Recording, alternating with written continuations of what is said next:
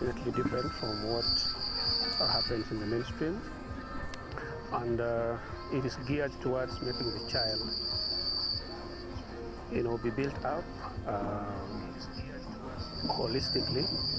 And the reason why we do that is because we believe a child learns when all the faculties within themselves as far as their developmental stages are concerned, are met. And we do this by introducing the recorder, the descant recorder in class 1. And they learn, interestingly, out of imitation and observation. So we don't introduce notation in class 1 and class 2. They copy and observe and imitate what the teacher does. And we call that learning unconsciously. They're not conscious while they do that. And then when they get to grade 3,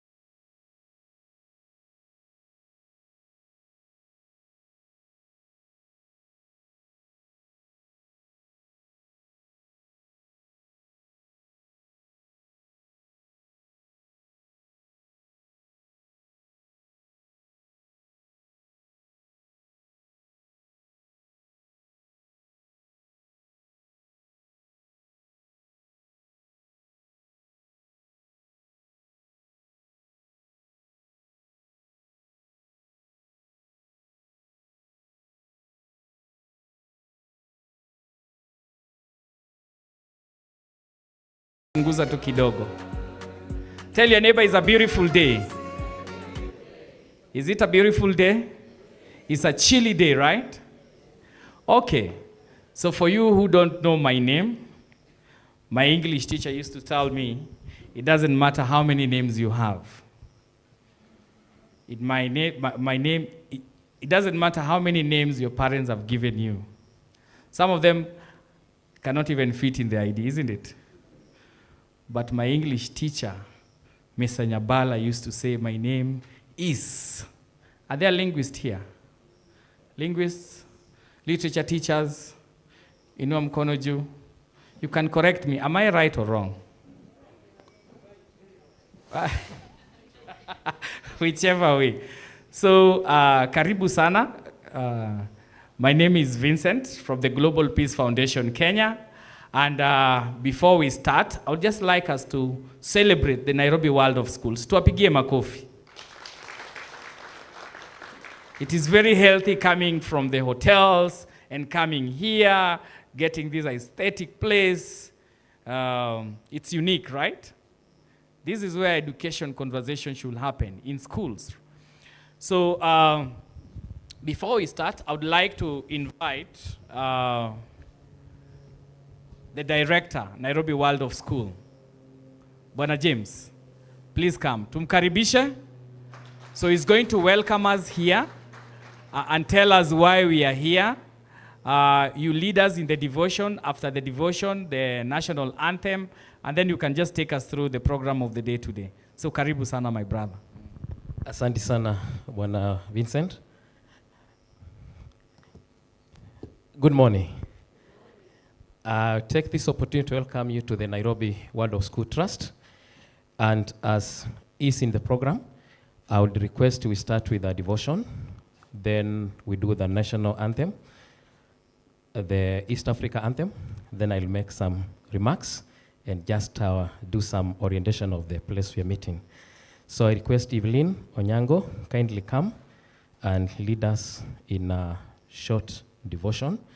Then Esther Nyaga, you'll lead us in the school and in the national anthem and the East Africa. So could we rise kindly?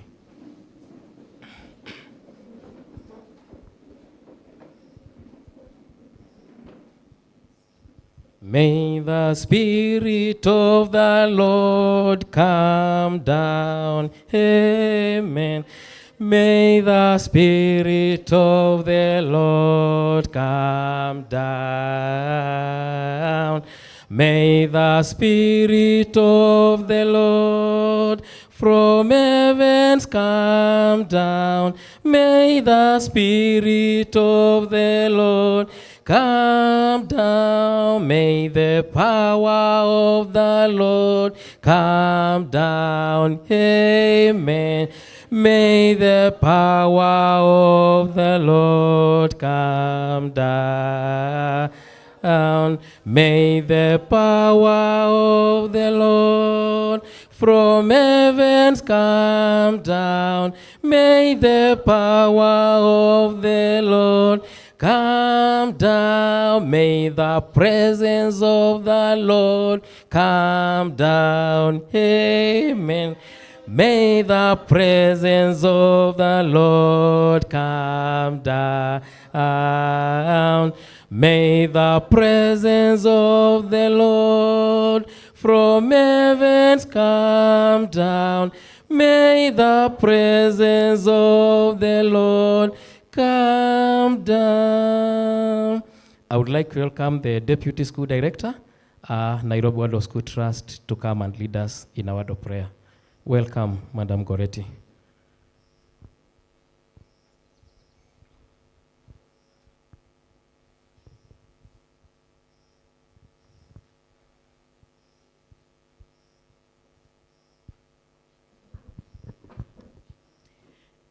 Thank you, our school director. I want to welcome all of us here. And let's all bow down for a word of prayer as we start. Our dear Heavenly Father, we want to thank you for this wonderful day that you've given unto us, O God. Thank you, Jehovah Lord Almighty, for gathering us here, Lord Almighty, for this very important occasion and event. And I want to thank you for the journey mercies that you have granted all the participants that are here, oh God, and even those that are yet to join us. We want to pray that you may start with them, that you may grant them journey mercies to this place, oh God. As we want to start this important occasion, we want to invite you that you will take charge for the 3 days, that we will see you. We commit each and every person. We want to commit the speakers, the facilitators. We want to commit even the participants, that you will be with them, King in glory, throughout the period, oh God. That whatever we are going to obtain from this workshop, oh Lord, how I pray, that we shall not be only hearers, but when we go back to our various places, we shall be able to implement whatever we are going to be taught, Jehovah, for the betterment of our children, the betterment of our society, the betterment of our communities, and even our nations, oh God. Therefore, we want to commit this event into you and invite you that you may begin with us and end with us. By the end of it, we shall be cognizant to say thank you because you shall have led us through. We worship and we bless you, and it is in Jesus' name that I do pray, believing and trusting, as we all join in the Lord's Prayer and say, Our Father, who art in heaven, hallowed be thy name. Thy kingdom come, thy will be done on earth as in heaven. Give us this day our daily bread, and forgive us our trespasses, as we forgive those who trespass against us. And lead us not in temptation, for us the kingdom, the power, and the glory, forever and ever. Amen. Thank you very much. Thank you. While standing, kindly, we do the first stanza of the Kenya National Anthem and also the first stanza of the East Africa Anthem. Welcome, Esther.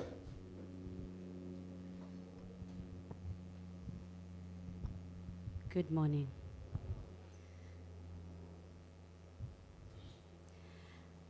E Mungu nguvu yetu, ilete baraka kwetu, haki iwe ngao na mlinzi, na tukae kwa amani na uhuru, raha tupate na untawi. The East African. Ulinde Jumuiya Afrika Mashariki, kuishi kwa amani, tutimize na malengo yetu. Jumuiya yetu sote tuilinde, tuimarike.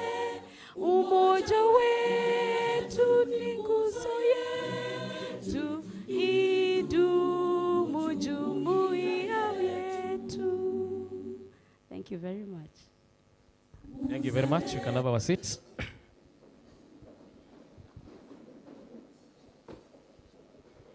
I think Teacher Esther is used to doing the national anthem and the East African anthem when our students are playing. So next time we shall have a few. Yes, so that they help us in the same. As it has been said, I am James Kioko, the school director of the Nairobi Ward of School Trust.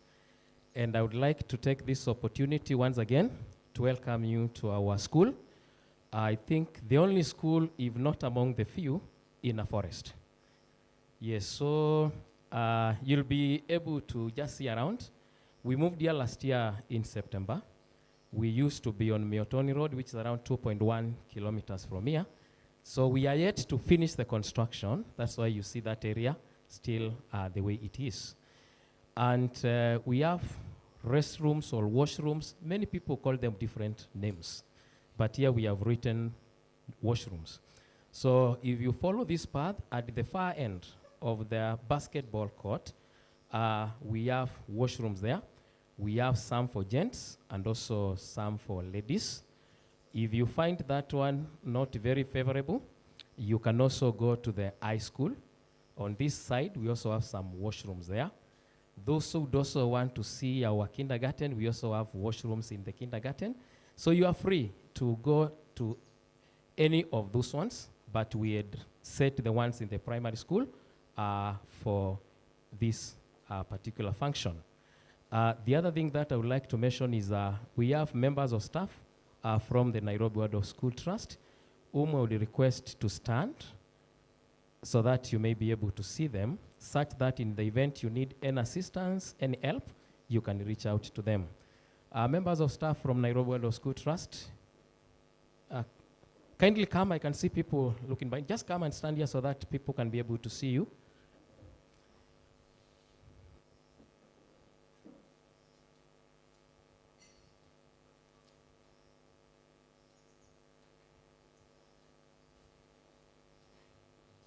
So in the event you need any assistance while around here, if you reach to any of these members of staff, they should be able to assist you.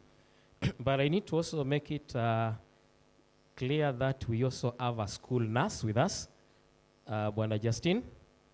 So in case you need any medical assistance, he's also here for the 3 days. You can also reach out to him. He will show you where his office is. Thank you very much.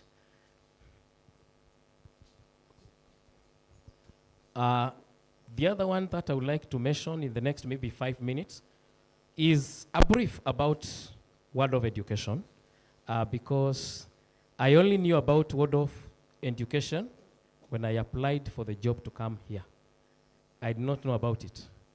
And most of the parents and most of the teachers who have come to this school, we've realized they have no idea about Word of Education. They come ask, is it British? Is it CBC? Is it IGSE? Is it IB? It's Word of Education.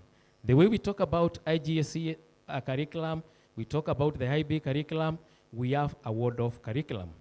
And in Kenya, we have 3 Word of schools and 4 initiatives. So around 7 of them. And Word of Education has been there for the last, I think, 104 years now. The first Word of school was done in Germany, in a place called Stuttgart, by a philosopher known as Rudolf Steiner. And looking at the history, you realize that in Kenya, Word of Education has been there for the last 34 years. We have our mother school, which is the Rudolf Steiner School. It is in Rogai, in Bagathi. The Nairobi Word of School is the second school, which is around 25 years. It has existed in the current area since 1999. And we also have another campus in Lavington. Then Word of Education focuses on the holistic child, and it also addresses the individual needs of each child, and it promotes a lot of creativity. We are also very keen on critical thinking, and more so, love learning. Currently, most students don't enjoy school. So it is important as we look at transforming education, we also make sure that whoever comes to the school enjoys what they do, and whoever is teaching is enjoying also what they are doing. So that is what in Word of School we really try to achieve. Then our approach emphasizes on quite a number of things, but what stands out are 3 things. One, we are very keen on experiential learning. We also look at artistic expression, and more so, integration of academics with artistic and practical activities. You realize that our students do a lot of woodwork, they do a lot of handwork, they do a lot of music. We also do a lot of movements. So when it comes to learning, we don't only look at the academics, but we integrate the artistic. Because if you look at most students, there are those who are endowed in drawing, painting. We give them that opportunity as we implement the curriculum. Then when we send our students out there, it is very important to know that they have some inner balance and confidence, which helps them to get along with the practical skills and also meet life. When we looked at the CBC that the Kenyan government is implementing, we saw that there were quite a number of things which they had gotten from the Word of Curriculum. And actually, we even did a memorandum to the task force, and we shared. And the feedback we received was that they were able to pick quite a number of things and put in the recommendations that they did. Because as a school, it is something that we have done for the years, and we are very excited. Actually, our Board of Trustees was very excited to see that we have in this workshop here, because what Word of Education seeks to do is to transform education and make sure that whoever comes into this school is fully transformed. And apart from bringing in the aspects I've talked about, we are also an inclusive school. We have a policy where we also bring in students who have different learning challenges, and we integrate them and we include them also in our curriculum. Because some of the activities I have talked about are actually therapeutic, and they help these students to get along. Then the next one, when talking about Word of Education, it is important to look at what we focus on. We focus on a balanced development of the children. I have talked about creativity, but something very important is cultivating a community within the learning environment. If you take your time to see the classes, you realize that each class in our school is a community, it's a small community. Actually, each is a standalone. If it's a class 1, that is class 1 community for the teachers, the students there, and the parents there. Then the other one is, we also are very clear on the developmental stages, and in our admission, we look at the cognitive as the last thing. The first thing that we look at is the age of the child, because our curriculum is age-based, and we are very strict on that. That is why sometimes when students come here from maybe other schools or those who are starting school for the first time, we are very clear that you can only join this class, because we want to make sure that by the end of it, the cognitive, the emotional, and the physical development of the child is taken care of. At times, you find that there are two students who may be very good cognitive, and they are getting it even before the teacher finishes. But you realize they are struggling physically, they are struggling emotionally. So those are some of the things that as a school, we are very keen on. Then World of Education also empowers the child to have their own sense of self-discovery and a powerful driving force.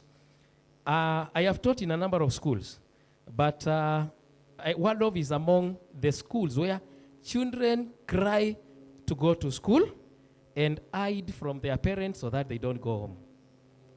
Yes, actually it becomes an issue. You see your parent, you don't want to go home, but it is what we are looking at. And as we transform education, it is our wish as a Waldorf school that all the schools here, we foster an environment where students would always wish to be in school and not to go home.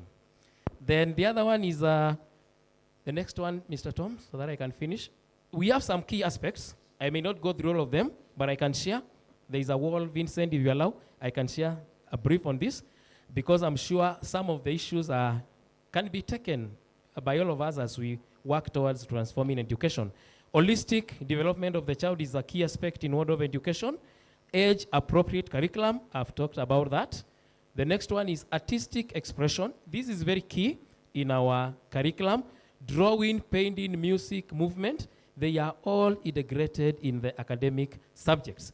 Then the artistic expression is seen as a means of developing the imagination, intuition, and a deeper understanding of academic concepts. So those will be able to walk around. You'll see some artwork which may be displayed in the classes or in some of the rooms. That is work done by our students. Then there is experiential learning. I talked about that. The next one is no early formal academics. In the early years, we allow the child to be. And we focus on play, imaginative activities, and the practical skills rather than formal academics. We believe that a strong foundation is done when these areas are well taken care of. And something which is not written there, which is important for me to mention, because I'm sure some of us here, as we work towards through transforming education, we are struggling with in our schools, is technology. In our school, we are anti-technology until the age of 12. Yes, because we've realized, and it has been researched, and realized that students with the laptop, with the phones, with the TV, they cannot be creative, they cannot be imaginative. So it is something we take very seriously, and I'm sure if you can even relate with it, you may find that a student can take 2, 3, 4 hours on the screen. Tell them to do some revision work, 20 minutes, they are done. So it is good that we also look at that. We also emphasize on educational freedom, where you don't do what you want, but you are allowed to make sure that you can adapt the curriculum to the unique needs of the students and the local cultural context. Because as I've said, the World of Education seeks to meet each child at their level, and sometimes if we are looking at bringing each child at their level, we cannot do the same practice for all the children. So it is good to look at how are my children, how is my class this year, then you look at what is needed for you to meet what the curriculum requires, and as a teacher, you adopt that. Then emphasis on nature and outdoor activities. Our philosophy is very big on nature, and that is why you see nature is very key even in our constructions, the classes. You'll even see we were not even keen to cut trees. There are some trees you'll find they are growing inside the classes. Others, you see the way the roof was designed to just accommodate the trees because nature is a big one for the world of school. Community building is another big one. And one thing which I've seen even in our sessions, there is some mention on community. And for sure, if we are to achieve what we are looking at and to transform education, we need to do that as a community, because once the community comes together, the environment becomes conducive for everyone. Then the last one is now the conclusion about Word of Education. One thing which, if you take your time and look at Word of Education, you realize that our main aim is to foster creativity, the critical thinking, and the lifelong love of learning. So our students and what the Word of Education looks to achieve, which is what also I've seen the transformation of education is looking at, is to make sure that these children are able to succeed not only in academics, but also on their personal fulfillment and responsible citizenship. So it is important as we start our workshop today to look at in what areas can we make a difference. So Vincent had also told me to mention the reason as to why we are here. It is very important for all of us to look at our program and see what is expected of us, and at the same time, we know what we would like to achieve by the end of the sessions. So the main reason why we are here is because we want to create a model of transforming education. So if we go to the center page of our programs, we have our workshop program for day one.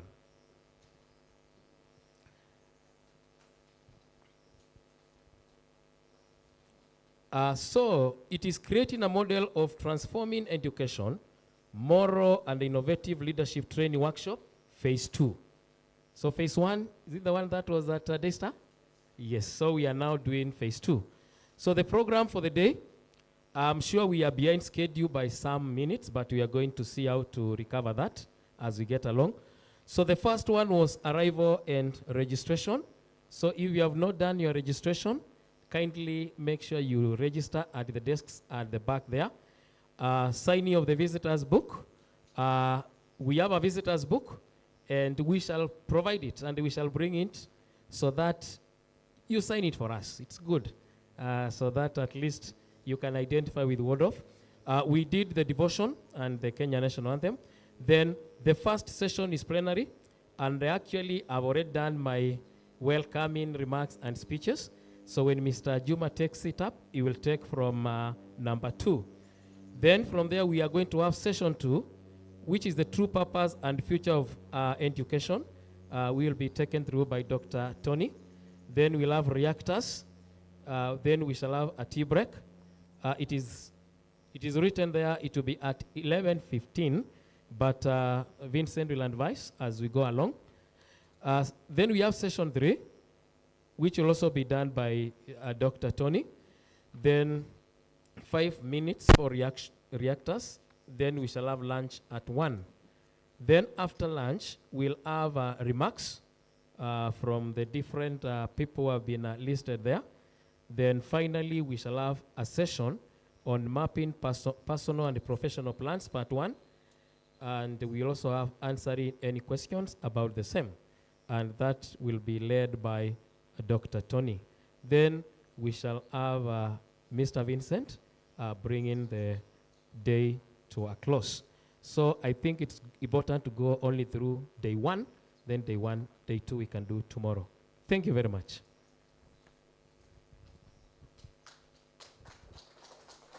Thank you very much. Let's appreciate Bwana James. Yeah? So they have significantly sponsored this event, especially the hospitality part of it. And we really want to thank you the Nairobi World of School Trust for even giving us, hosting the event, the hospitality for the event, and also the program. I know some of you don't have the program. We printed a few. In the next 10 minutes, everybody will be able to have the program. So without further ado, allow me just to do a round of acknowledgement for the partners who are here. We are going to start with the Excellence School. If I mention your name, you kindly just stand and wave. The Excellence School, are you represented here? The team from the Excellence, tuwapigie makofi. Very good. We have the MOE, the Ministry of Education, representative from the Ministry of Education. Are they here? They can kindly just stand. I know Madam Victoria is going to acknowledge their presence and also allow some of them maybe to make remarks. TSC representative, TSC? TSC, yes, thank you, Madam Regional Director. Asante sana. We have the Miles, Moral and Innovative Leadership, Dr. Ketch. Let's appreciate Dr. Ketch.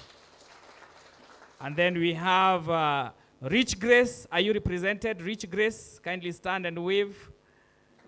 The Rich Grace, I can see Bishop Dr. Richard is here.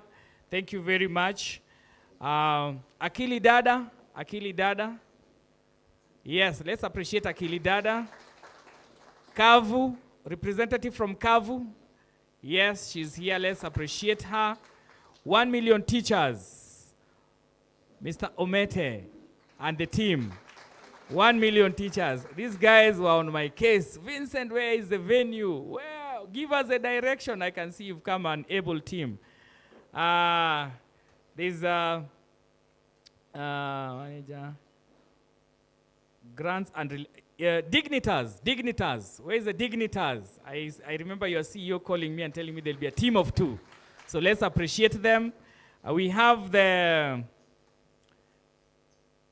Crawford International School, representative from Crawford. Wow, a huge number. Thank you very much, Jenny. Let's appreciate them. We also have Fanikisha, the team from Fanikisha. Daniel, remember the Kianda Foundation team. We were also able to invite a few of them to come. The Regis Runda Academy, Regis team, wow, Mwalimu. Asante sana, Madam Beatrice, that's the deputy principal. We also have Maskid Lab. I hope I've spelled it correctly. Okay, let's appreciate him.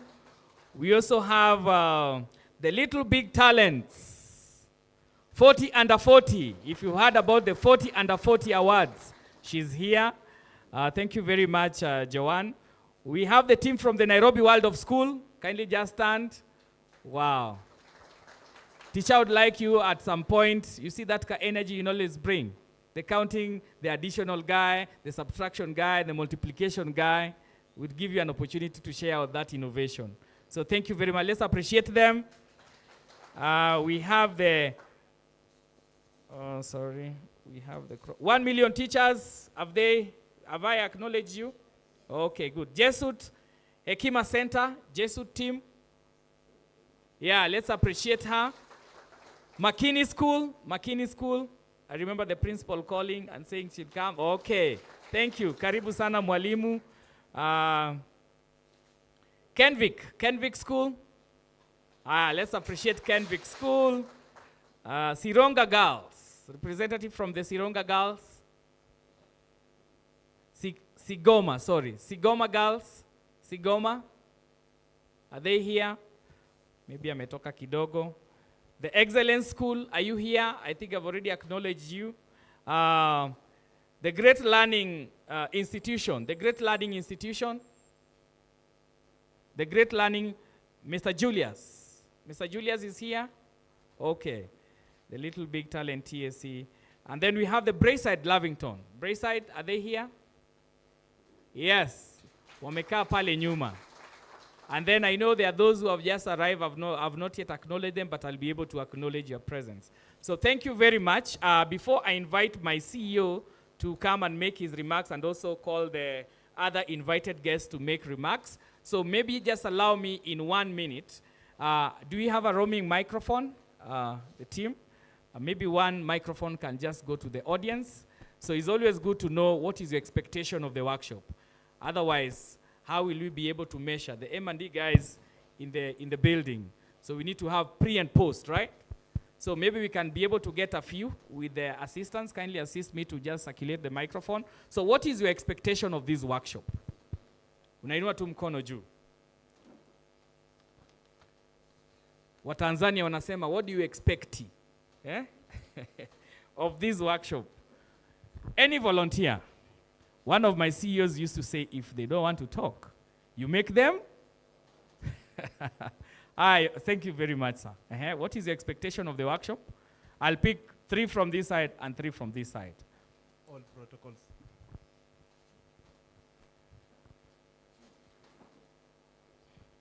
All protocols observed. Good morning. Good morning. My name is Fadhili Omete. I'm part of 1 Million Teachers. And actually, first of all, we appreciate you for inviting us here. Actually, our expectations, we mostly in the teaching profession, we are looking forward actually to learn and how to tackle the arising issues in the 21st century basing on education sector. Thank you. To learn how to tackle the challenges facing the 21st century in the education sector. Thank you very much. Another volunteer? Another expectation? Yes. Dignitas. Thank you. I think I'll be the sweet minority here who do not necessarily teach in classrooms. Yes. So I'm just really excited to connect and to hear people's stories as to why they teach and how we can really partner and see where we can all work together is an expectation. Good. So she's keen on identifying the best practices the other partners are rolling out. And also she's keen on partnership and collaboration. We talk about SDG 17, right? Thank you very much. Another volunteer from this side. Yes, we have Beatrice from the Fanikisha team. Thank you, everyone. My name is Beatrice Mboya. My expectations is to learn how to bring the best out of myself and others in terms of education. Thank you. What Dr. Tony talks about, the transformation begins with the transformation of an individual. So you want to have the better version of yourself, isn't it? And I know Dr. Tony, after a presentation, she will have a new version of Beatrice. Thank you very much. Another expectation from this side. This side. So this is where we normally draw the scoreboard. And you put marks. So there is Team A and Team B. So Team A, how many marks already? We have 3 marks. This team is still lagging. Dr. Yuya. It's not competition. It's just making the learning exciting. Because we are trying to run away from that in the new curriculum, isn't it? Expectation from this team? Do you allow me to make them talk? Yeah? Expectation? Yes. Kindly pass the microphone. Good morning. Good morning. All protocols observed. My name is Jackson Mutai. I work for Teacher Service Commission. My expectation is going by one of the philosopher. It says the illiterate in the society will not be those who cannot write and read, but those who will not unlearn, relearn, and learn. So I'm here to relearn and unlearn. Thank you. He's here to relearn and unlearn so that so that you can be able to remain relevant into the 21st century. Dr. Tony talks about how can we prepare for the unpredictable future of education. Another one? One last one? Yes. Thank you. Thank you very much, organizers. My name is Julius Musando. I teach at Great Lakes University of Kisumu. My expectation is actually to see part of what is in place to try to come up with a foundation. Foundation now that we also have CBC, new system that is CBC, and also to see, because CBC is competency-based education, are we really going to compete with the world because we really have to be seen as part of that map. Thank you.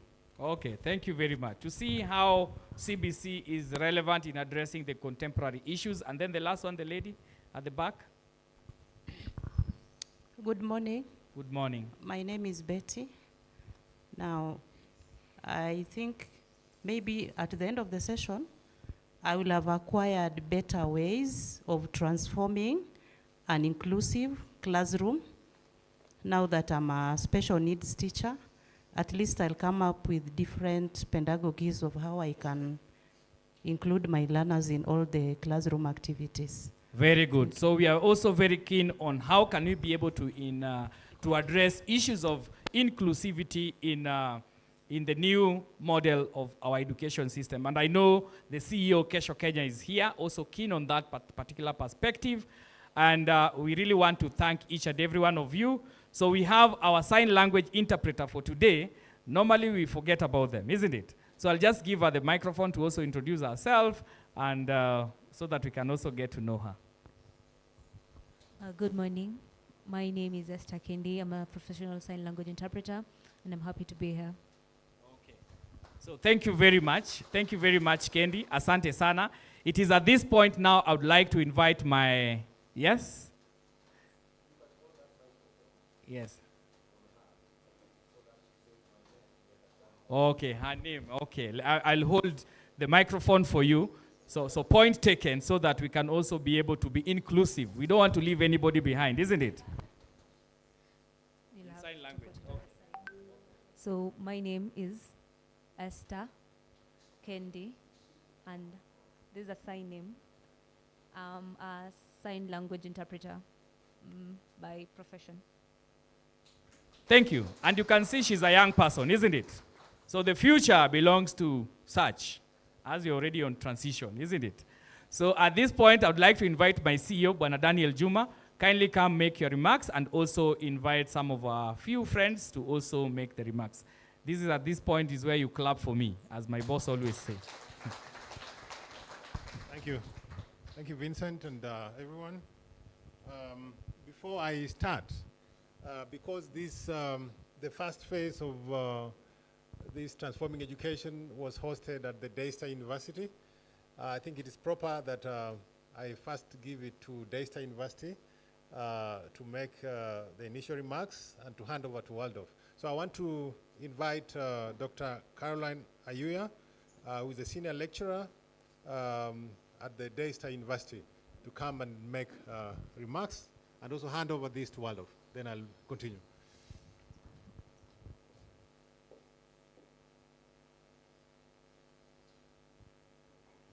Karibu Daktari. Good morning. Bonjour. Habari za asubuhi. Maamka salama?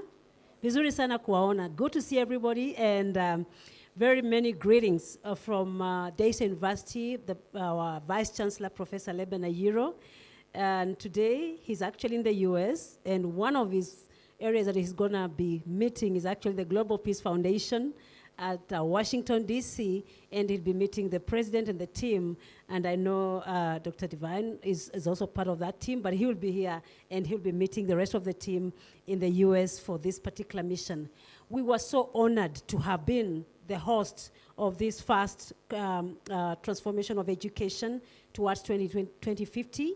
And we were so honored, because being the first to make up and be able to host that event really gave us a mileage as Daystar University in terms of being part of this.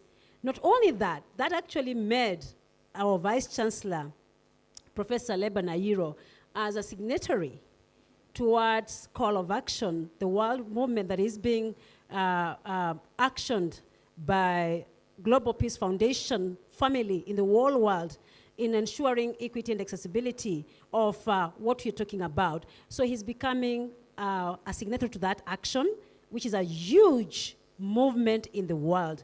And therefore, we will really appreciate the Global Peace Foundation family, and Kenya being where we began, and now sending Daystar University to the world.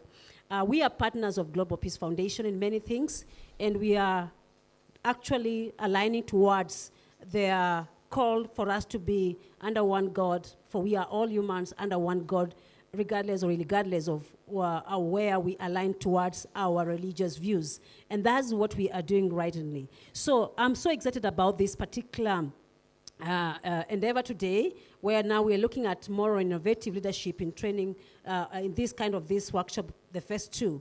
And the inclusivity, you know, which is what we are looking towards, because this is a call to action.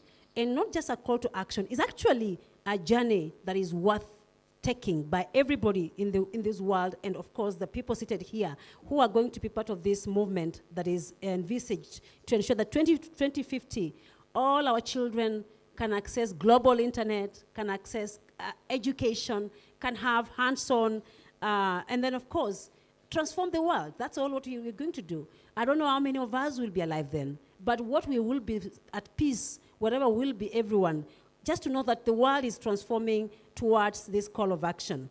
So I'd like everybody to be an ambassador. I would like all of us to be part of this movement, part of this action, so that we can take this journey to ensuring this world changes. That every child, when Betty comes from the village of Malava in a deep rural school called Hubasali, and she's here today, she will take this knowledge there, and a child in that place will access education without having to struggle in terms of what they are. So this is where inclusivity, accessibility is paramount. Global internet will be very key. Critical thinking will be one of the skills that we're trying to think. And I think just the word of us just told us today, where they're trying to get away to kids from accessing, you know, certain media so that they can be able to be creative. Yet we think by giving our children phones, and that makes them busy, and that makes them learn, and that makes our parents, we as parents, do our work because they are not disturbing us. But this is what we are going to see. Look at the school here in a forest. I don't think most of us would think this is not a place to enjoy, but look at it. Giving a child a very serene environment to learn.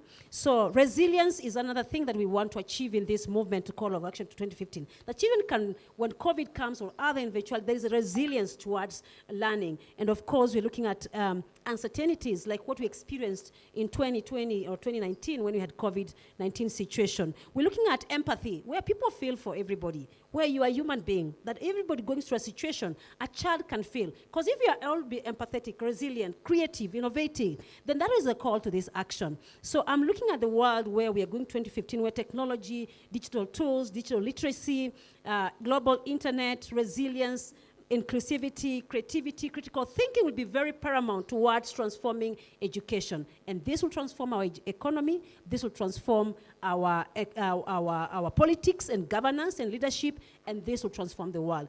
Global Peace Foundation, we are so happy Kenya taking up the lead to ensure this happens here in Kenya first as we move towards the world.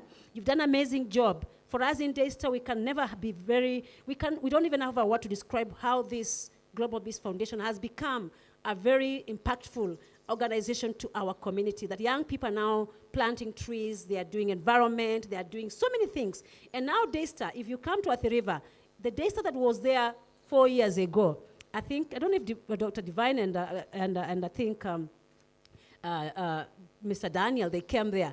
They saw what they have done. That is what we're calling transformation. It's not about education, learning, and that. It is about what is all around us. And that's what we're calling. We're no longer now kind of a semi-arid. We are almost this coming here. The next 5 years will be like this place here, if you come. By one organization that began impacting us and told us, you can do it. You don't have to stay in this place. So we can do all of us. We can transform this education. We can become better. Let's start with us. Are you inclusive, empathetic, resilient, creative? Do you have a critical thinking mind? Do you look at what's supporting people? And that is where we want to go. Thank you so much for having us here. May God bless us all as we work towards transforming the Global South towards 2050. Thank you so much on behalf of Daystar. Thank you. Give her another round of applause. So thank you, Daystar, for working with us. And thank you for hosting the first phase of the Transforming Education workshop that was held at Daystar. And we look forward to further collaboration with you. So as you heard, my name is Daniel Juma. I am the country director of the Global Peace Foundation. Ladies and gentlemen, distinguished guests, educators, champions of transforming education, I am delighted to welcome you to the second phase of the Transforming Education in the Global South towards 2050 workshop hosted by the esteemed World of School. Today we gather to delve into the critical topic of creating a model of transforming education in Kenya, to provide fresh perspectives in line with the Africa Union's theme, which is Educate an African Fit for the 21st Century. I will, at this juncture, just recognize some of the panelists who will be speaking in this panel today. In my panel, we will have, of course, we had Mr. James Kioko, who had just spoken. We'll have Ms. Margaret Lesuda, represented by Mr. Clement Osano from the Ministry of Education. We have Ms. Victoria Moka, who is the Teacher Service Commission, Regional Director of Education. We have just had Dr. Carolyn Ayuya from Daystar University. We also have in this panel Bishop Dr. John Warari, who is a director at the Interreligious Council of Kenya, whom we were closely working with. And then we have Mr. Stephen Joroge, who is the chairman of Transforming Education Initiative at the Global Peace Foundations. Ladies and gentlemen, these individuals bring a wealth of knowledge, experience, and passion for advancing education in Kenya and across the African continent. Together, they embody the spirit of innovation, collaboration, and dedication needed to drive meaningful change in our education systems. As we embark on the journey of discovery and transformation, I encourage each one of you to engage actively, share insights, and inspire one another with your ideas and expectations. Our collective efforts today will pave the way for a brighter future where education empowers African youth to thrive and excel in the dynamic landscape of the 21st century. It is with great anticipation and enthusiasm that I also welcome, our chief facilitator today, Dr. Tony Devine, who is the Vice President of Global Peace Foundation in charge of education, Dr. Tony Devine. Dr. Tony Devine, please rise up.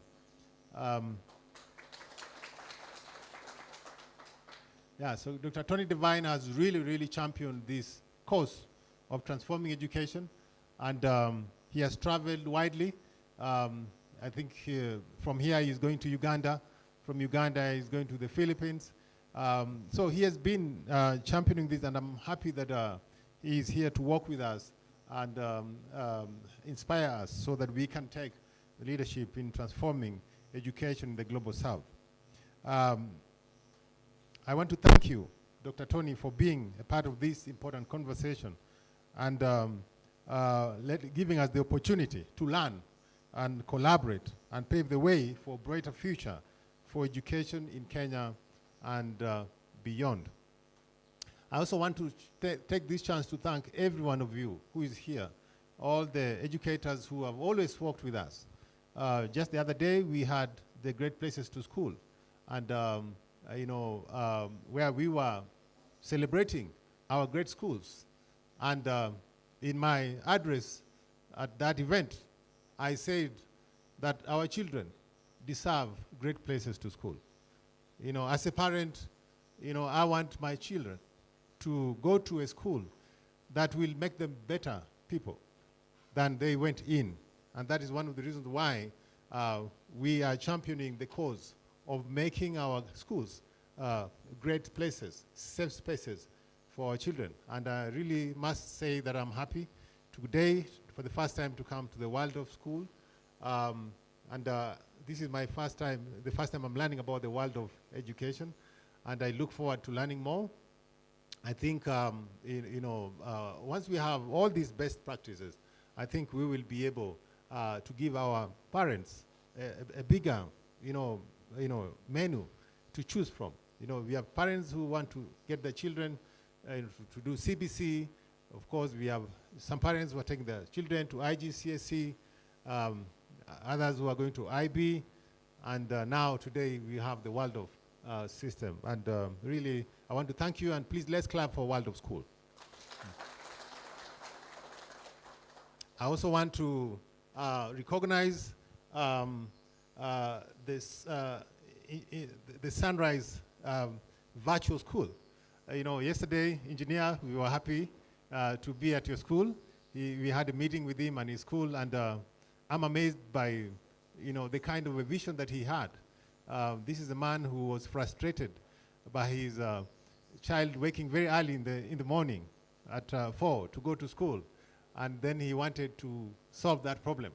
And he came up with the Sunrise Virtual School that is now, that now has more than 3,000, students worldwide, studying virtually. And as you heard from my speech last time, I said the future of education is changing. Education will no longer be in the brick and mortar, four-corner classroom. But education will be available in our homes, in our computers. And Waldorf School is already doing it, making education affordable, making education accessible, and as he said, they're actually cheaper than the other brick and mortar schools. So I want to thank you, engineer, for working with us, and I look forward to further collaboration. So the Global Peace Foundation is happy to lead in this manner. We use education as a tool for peace building, and we are happy to work with you. Through education, we can solve more than 70% of this country's problems and make it a better place. So at this juncture, I want to now welcome the speakers who will speak in this panel. This panel is called Transforming Education in Empowering an African Renaissance, an African Renaissance. And as we talk about the African Renaissance, I just want to let you know, remind you once more, that from the 25th, 26th, and the 27th of June, we will have the Global Peace Leadership Conference that is focusing on this issue of an African Renaissance. Within that, we will have Transforming Education track, and I take this opportunity to welcome all of you. Next week, I think we will be having a registration line open, and I hope I will see all of your faces at the Global Peace Leadership Conference. We expect His Excellency the President to open that, the conference, and this is going to be viewed all over Africa and all over the world. So thank you so much. Clap for me before I start welcoming the other guests. So at this juncture, I want to welcome Ms. Victoria Moka, who is the Regional Director of Education at the Teachers Service Commission. As you know, as we always say, transforming education starts with transforming the individual. But most important, it starts with transforming the educators. So Mrs. Victoria, you're welcome. Oops, sorry about that.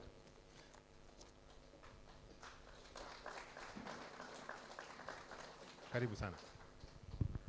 Thank you so much. The Executive Director, Peace Foundation. We have Dr. Tony, the Vice President, Global Peace Foundation, all invited guests who are educators and also stakeholders of education. Good morning.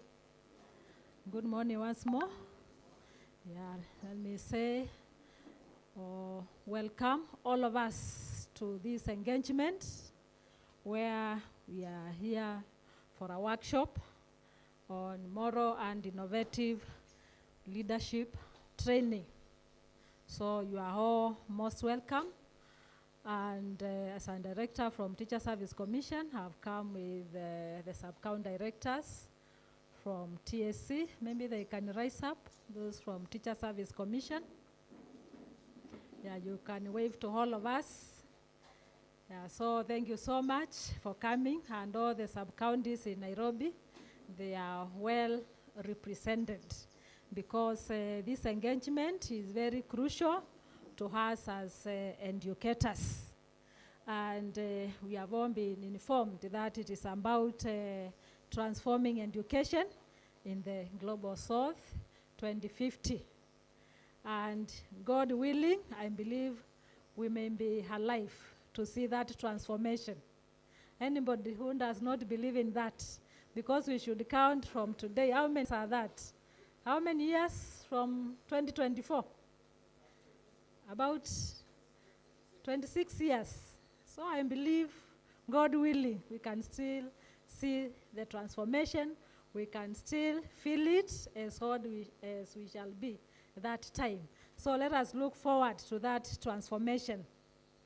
And as leaders, as educators, we need to know that transformation begins with us, because unless we transform ourselves, unless we change, then it is very difficult to change others. It is very difficult to change our students, to change the communities, and even to have a change in our country.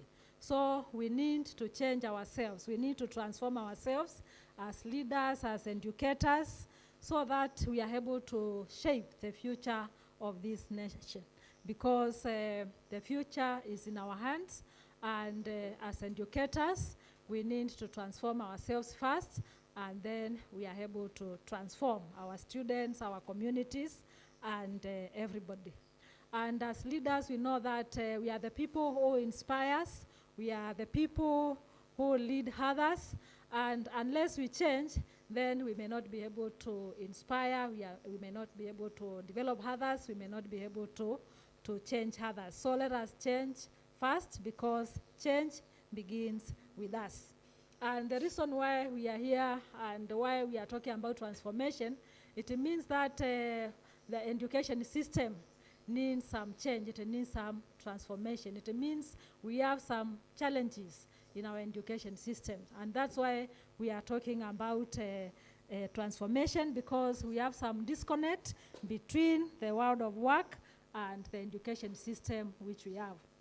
And when we look at our students, our learners, even our own children, much of it, as far as education is concerned, is actually to get employed, to ensure that once they are done with their university, somebody somewhere will employ them.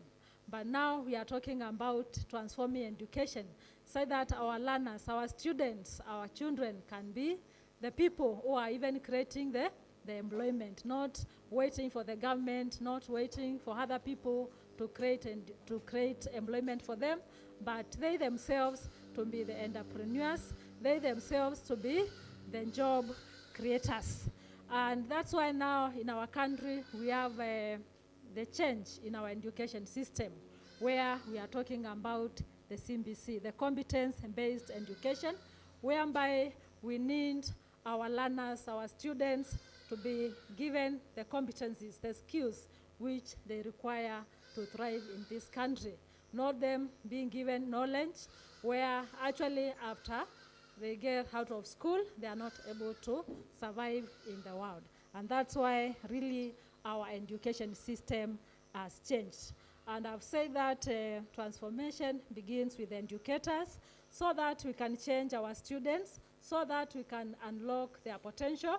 And that's why when we look at CBC learners' potential, because our learners have the potential, and the teachers are there to facilitate and to ensure that we change them, that we develop their skills. And apart from skills, we are even talking about the digital technologies, and to ensure that they have that mindset of entrepreneurs, not for them waiting to get employed by somebody. We also want to transform these learners through our teachers, so that these learners, as I've said, they can be entrepreneurs. And apart from that, we also change their morals, or to change their character, because we know that our society is not about the knowledge we have. It is not about the certificates we have. But all of us requires people who are morally upright. We require people who have character more than the certificates they have, more than the credentials they have. And all of us agree with that, because you may have somebody who has all the certificates, which we may require in this country. But that person, you find they are not able to perform their duties because they lack the character which we require. And that's why in the CBC, there's a lot of emphasis about values, that we require learners who have values like respect, learners who have integrity, who are honesty, who can be trusted. That is the kind of learners which we are trying to build in our schools. And as Teacher Service Commission, we find that because we are transforming education, because we are moving away from 844, which is so much academic, and we want our learners to get the right skills. That's why every other time we are retooling our teachers so that they can shift from the 844 form of education to the CBC way of teaching. And every other time, actually every vacation, we are retooling our teachers so that they are able to comply with the new form of education. And we are saying that we want our learners who are critical thinkers, we want learners who are innovative, and we want learners who have the digital skills, not just about knowledge, because much of our education system, we find that learners who are just duplicating knowledge, recalling knowledge. But you find that given some tasks, they are not able to do some tasks. And you have found out that even in our villages, even where we live, you look for a plumber, you are not able to get a plumber, because so much of our education system is about knowledge. But we find those skills which are required in the 21st century, they are lacking among our learners. And we are the people who are supposed to ensure that we have that transformation, we have that change among our people, among our students, so that they are able to have the 21st century skills which are required so that they are able to thrive in our country and also globally. Then we have also been told about the values that we require our learners to have the values which are required globally and even in our country. Values like respect, integrity, honesty. And we find that if we look back to ourselves when we grew up, because we know that the family is where first we get the values. You find that our parents really instilled a lot of values in us. But somehow, somewhere, I don't know, in between, we have had that shift whereby we find that we have people who are educated, but the people are lacking the what? Those values which we require. And all of us, if we can recall, you'll find that the home, the family, whereby it's not about the parents, we were really meant to get or to acquire the right values as we grew. And every person in the community was responsible to ensure that we get the values. But nowadays you find that families have become so much individualized that it is about the parent and the children. So if we find that it's about the parents, sometimes they are not available to even teach the children the right values. And we know the family is the foundation. And once these children are losing the right values, then we find that even at the world of work, we are losing it as a nation and even as communities. And that's why the value-based education is so much emphasized with the CBC, so that the learners are able to get the right values which are required in our communities and also in our families and even globally. So us as educators, we are the people who are supposed to ensure that we bring this change, which is so much required in our education system, to ensure that we transform our learners, we transform our communities, and even we also transform ourselves. And we need really to nurture that rounded, holistic student in our communities who are able to thrive very well, who are able to fit in the global village. So as we engage in this workshop, let us have that mindset where we want to prepare our learners so that they can be of good character, they can have the right values which are required, and more so the global values. And then we need to have that much emphasis that the family and the school are very crucial to ensure that they bring out these values which we require, they bring out the transformation which we require, because ourselves we may not be able to fully bring the transformation, but we need the school, we also need the family, and we also require the communities. But we are the transformers. We are the people who are supposed to bring the change. So let us engage, let us change, and let us bring transformation in our education system. Let us bring that transformation which can make our learners to be globally competitive and also to have the right skills which are required globally. So thank you so much. And once again, we are all most welcome to this engagement as we talk about the transformation of education, as we talk about innovation, as we talk about morals in our education system. Thank you so much, and God bless us all. Thank you. Thank you. Thank you so much, Madam. Let's again give a warm applause. Thank you. So she spoke about transforming education. Education is always changing, and we always must transform it so that it can meet the expectations of our time. Everything is changing. The world 20 years ago is different from the world today. The world of work is changing, and so we have to also keep revising our system to be in sync with the time. So next I want to invite Mr.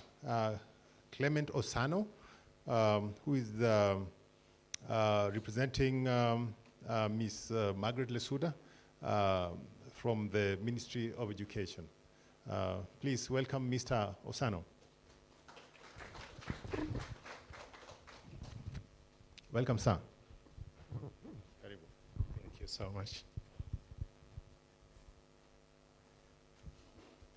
To our distinguished guests, all invited guests, God is good, and all the time. That kind of response, I don't know whether because I appear short or tall, is not satisfactory. Now, if I say God is good, say all the time, and all the time God is good, and then you say see it for yourself. And as you see it for yourself, look at your neighbor, left and right, and see goodness of God. God is good, and all the time, see it for yourself. Can you see it in your neighbor's face?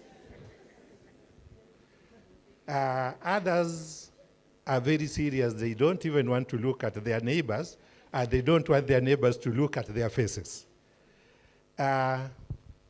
First, let me deliver the greetings from our Regional Director of Education, Madame Lesuda. She is held up working for the child somewhere, but in as much as she's not with us physically, spiritually, she's with us. Her heart is here. And as to such, you people are in Nairobi, and this is her area. We want to say, feel at home, feel at school, feel in the dialogue for transformation of education. After seeing the goodness we've talked about, which you've seen in your neighbor, we are all here because of one person. And that one person is the child. I like our first MC Vin who said that, yeah, konjiani, sijui kwenda wapi. And all of us who are seated here, actually we are on the way out. For us to have a change, it's about the young ones who are the future of every nation. And for us to have a brighter future, we've got to make these young people be functional in the society. And one funny thing with the society is that the society and the world keep on changing every minute. And we also change with or without our knowledge. Now, for all of us who walked in here, when you walked in here, you are younger, and are you aware that now you are older than when you walked in the hall? So change is the only thing that you cannot avoid. As we talk about transforming education, we are saying the world is changing and we must change with the world, because it's the only constant. We need to move, and move with speed to make the change. One difficult thing is making the change, because change is more of attitudinal. Otherwise, if it was just a matter of change, it would be as easy as just switching electric switch, and then we are all there. But it will take all of us, educationists and non-educationists, to have the transformation and the change. Interestingly, when we talk about education, it's not about the teacher and the child and the school. It's about everybody, because it's everybody's business. Those who have been to school, formal and non-formal, those who have seen the gates of the formal schools and have never been there, all of them are in education. So as we talk about change, let us include everybody and bring all on board.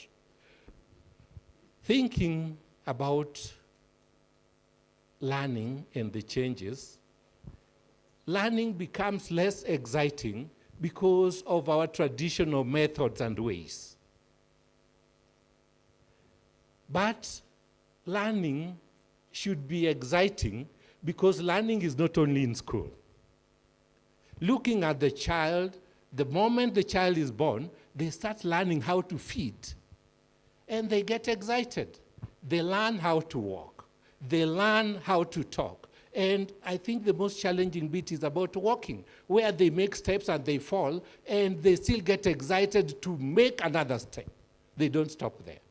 So as we talk about transformation, even our cognitive learning and schooling can also be exciting, as long as we know how to make it the best way and exciting to learners.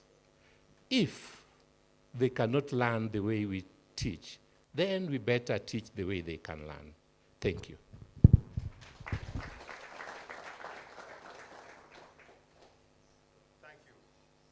Thank you. Thank you so much. Please give him another round of applause. It's very, very important. I think his point is very, very well taken. Actually, the parents are the first educators. When you give birth to a child, you're the first to teach that child to talk, to walk, and everything. So actually, the parents, and I know all of you are parents, huh? So all of us here are educators in one way, okay? So thank you so much. So quickly, I want to, I don't know whether Bishop Warari is here from RCK, but if he's not here, then I now want to bring over Mr. Stephen Joroge, who is the chairman of the Transforming Education Initiative and also incoming board member of the Global Peace Foundation.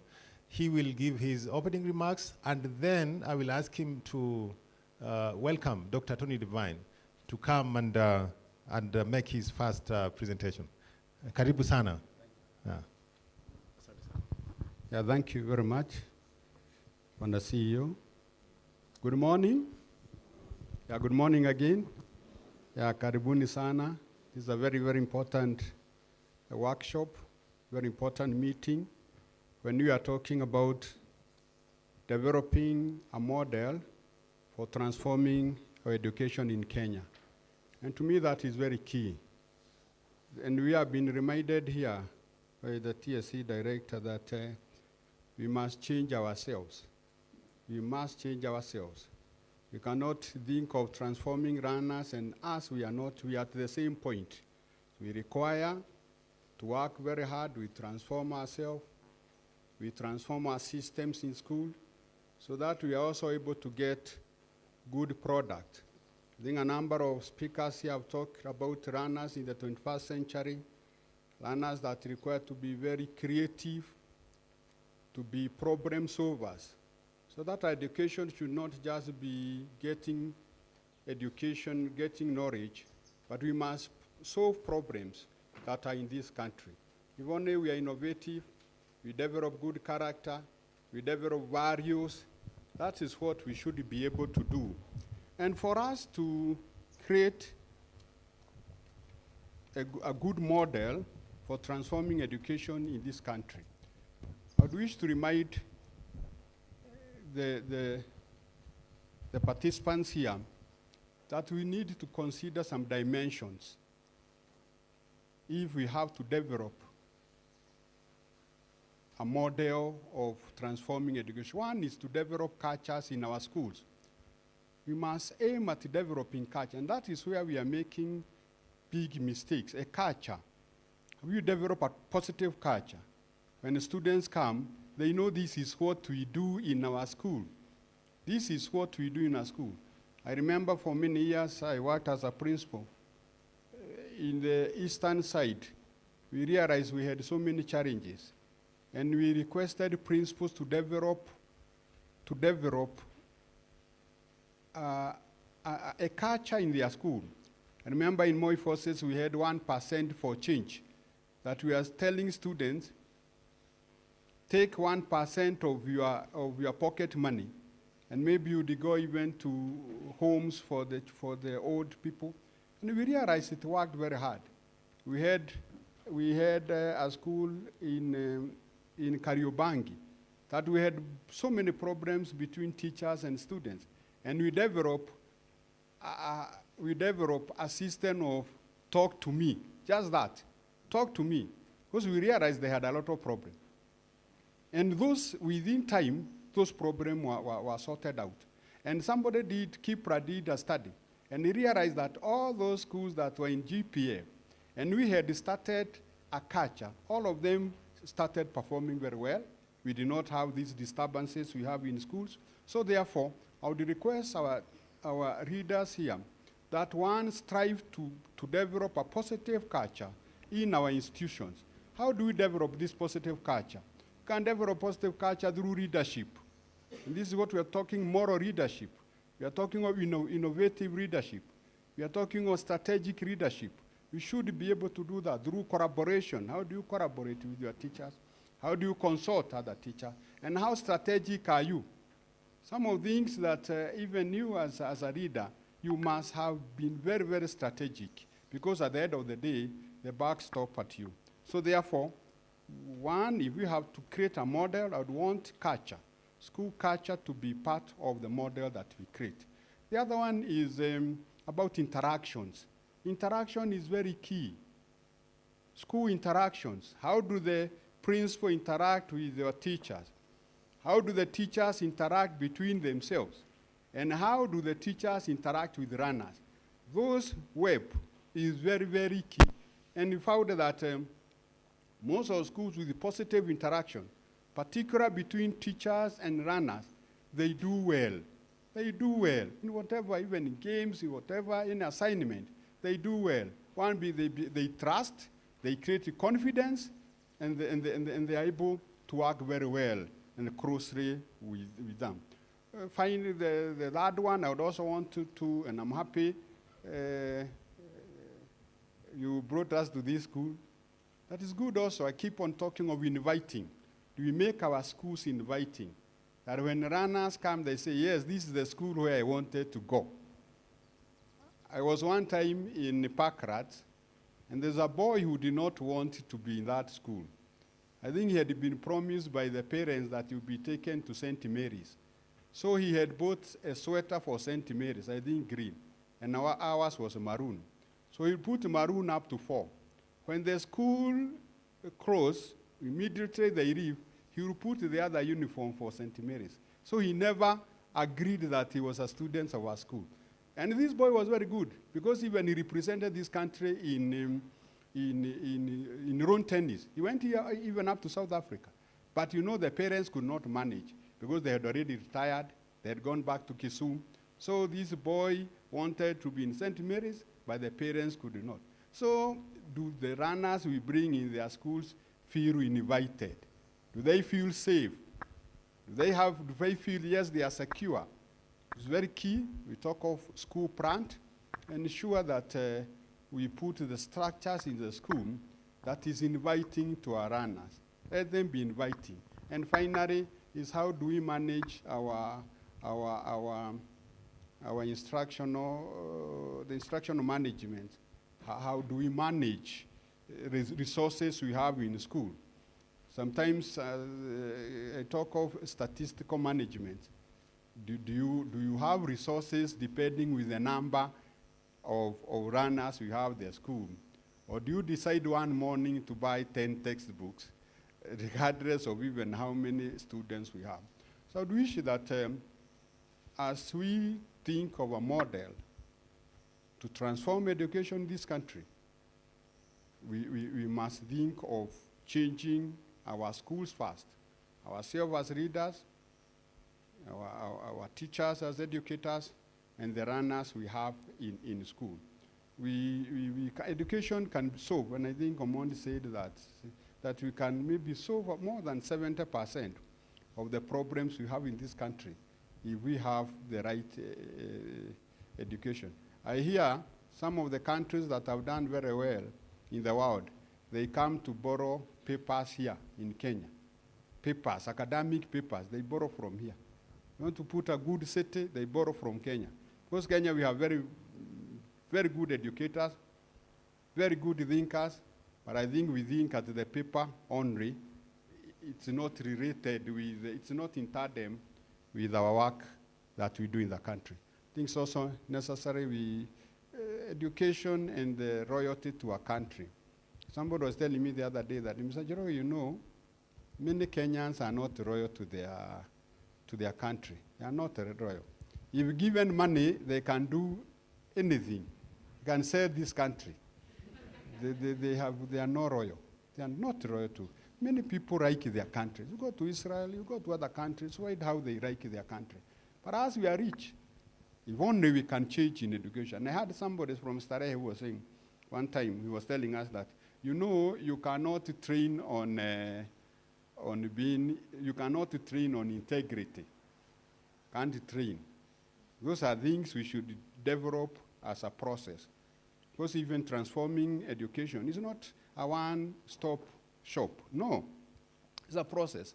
And we must start with our teachers. We must start ourselves. We must do that. And also being strategic. One time when I was, you know, when you become old, you also talk a lot. That was what I was told. And you have stories. One time, in Moi Forces, I found that the meals that we were giving our boys was very expensive. We were buying rice and also this ungaya packet, jogo. So feeding 1,200 boys, I thought it was very expensive. And I wanted to change so that we can go to this posho from this unga from the posho mill. I would buy maize and then grind. It was easy for me. So I was wondering, how am I going to, and I did not want them to go on strike, that I have changed the meals from rice and this jogo to that unga in bags. You understand? So what did I do? I decided to ask the principal of Kakamega to send the boys for rugby, because my boys wanted rugby so much.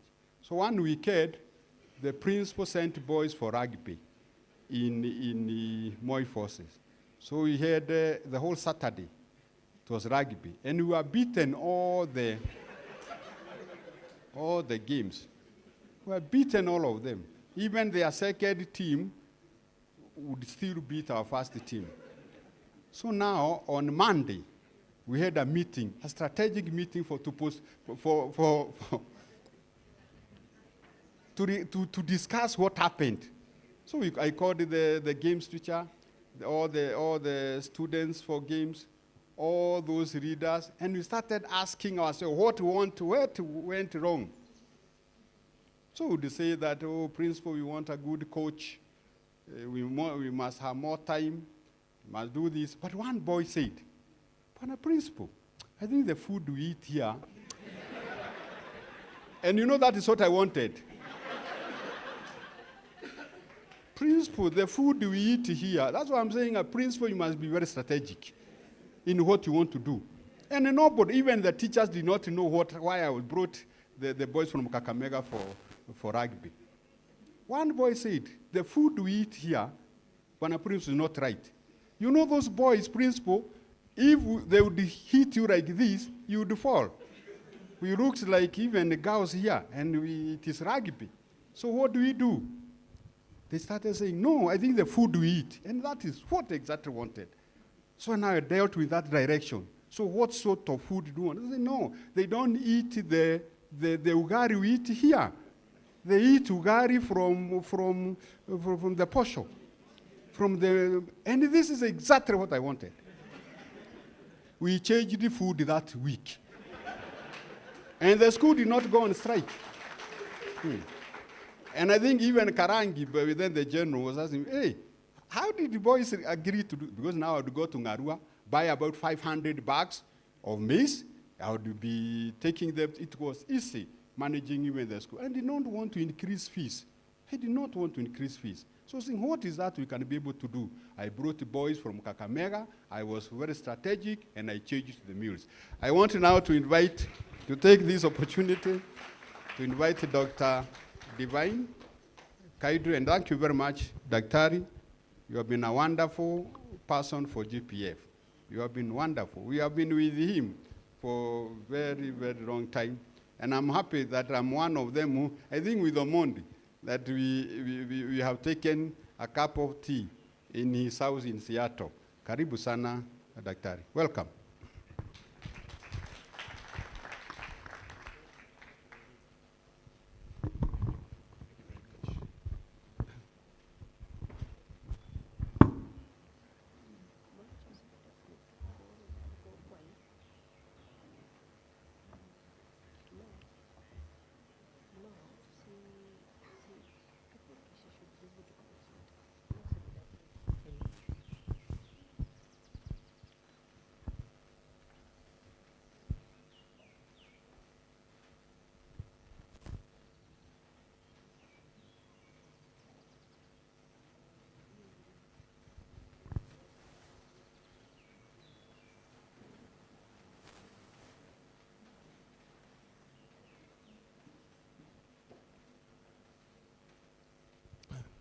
Okay, good morning, everybody.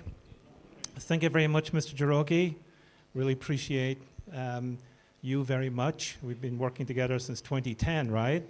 A long, long time. Daniel, thank you very much for leading our affiliate here, and I want to thank all of you who are here today. James from Waldorf Schools, thank you for hosting us. This is a very unique environment. I actually grew up on a farm in Ireland, so I feel like I'm back home, right, on the farm.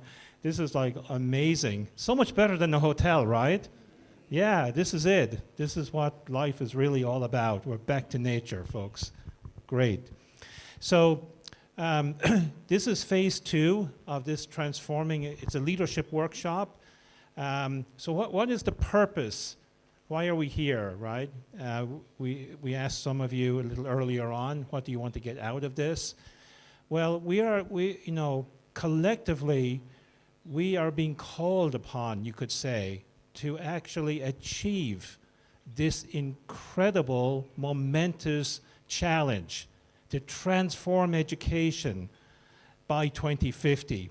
And if you think about it, if you think about the last 25 years since 2000, do you think we've been able to transform education that much in the last 25 years, or is it just about the same? Not, so many, I hear this all the time all over the world, that such huge budgets go into education around the world, and there is incredible frustration that in spite of all those investments, we are not getting the outcomes, right? We are not getting the outcomes. And that's why I think we are being called upon to step up. I mean, who else is going to do it? That's all of us who are here today in this forest, right? To lead an incredible journey to really achieve this kind of transformation towards 2050. So this was actually launched at the Global Peace Convention in December 2023 in the Philippines. This campaign was formally and officially and globally launched, right? And now we are actually building the momentum, and the momentum is building. Several countries and several ministries of education are taking this up. I'm so grateful to Victoria and Margaret, right, from the Nairobi County area. I'm so glad to see the managers here, tertiary educators, civil society organizations who are in the room, leading schools here as well. Award winners from the Great Places to School are in the room. right? Who are the award winners from the Great Places to School? Stand up. Yeah, Jenny is one, and several of you are here. So yeah, I think this is really the right group here. So Daniel mentioned that the Global Peace Convention, a leadership conference that will be held in Nairobi. It's actually Africa-wide. It's an Africa Global Peace Leadership Conference. The focus is a catalyst for African Renaissance, by Africans, for Africans. Why? Because Africa still has traditional values. You still have your wisdom traditions. Also, this continent has the largest youth population in the world. There's 1.2 billion young people in the world. And a huge chunk of them are here in Kenya and here in Africa. And also natural resources as well. And also Daniel mentioned that the Africa Union, this is very pertinent. For the first time, they've actually created a theme on education. Last year it was on trade or something like that. And the theme was educating an African fit for the 21st century. And we're going to be actually exploring what does this mean in this conference. You know, what does that mean? What does an African fit for the 21st century mean? Is this a person is this a person that is different in some way? Is it a person of character that will not take bribes, that will not succumb to corruption, right? Is it somebody who is actually going to promote a peaceful civilization? Is it somebody who's going to be a good citizen, who's virtuous, right?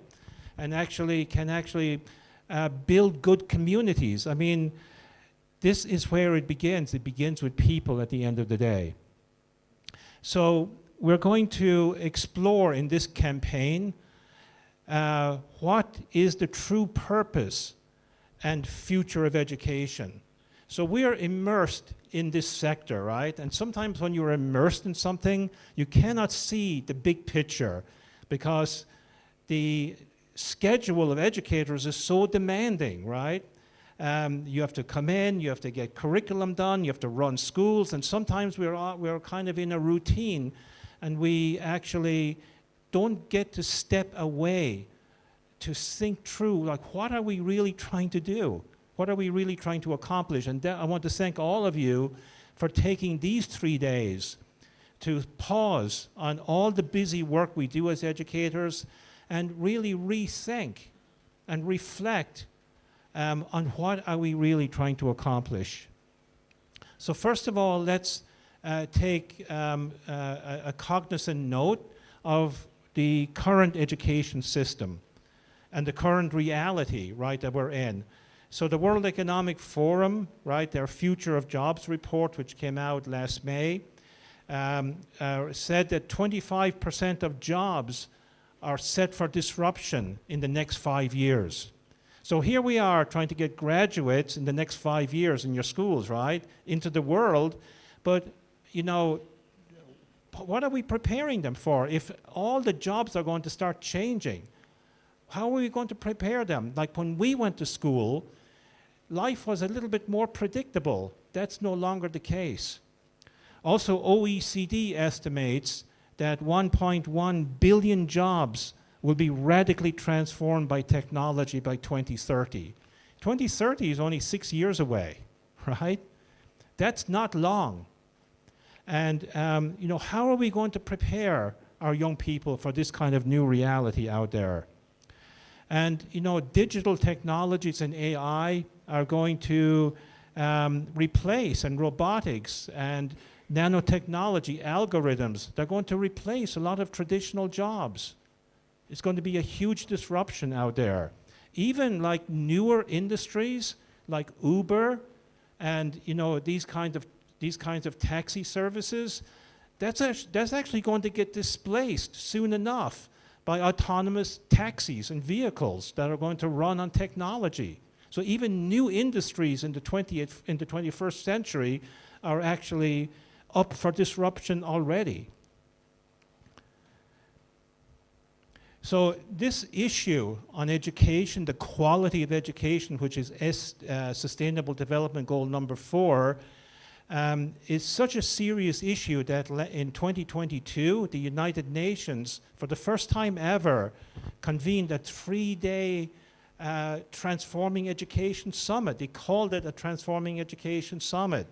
And they brought in ministries of education from all over the world. There was actually a huge number of ministries represented from Africa, in fact, plus corporates, plus all the key stakeholders who are involved in trying to improve the quality of education were there, right? And what was being stated was that we are very far behind on this Sustainable Development Goal number 4. And even the Secretary General, I was at this event, was really trying to mobilize political action and engagement for people to step up and let's try and do something about it. And that's actually what we're doing here today, by the way. We are actually, I'm going to say it now, the objective of this gathering today, it's a call to action.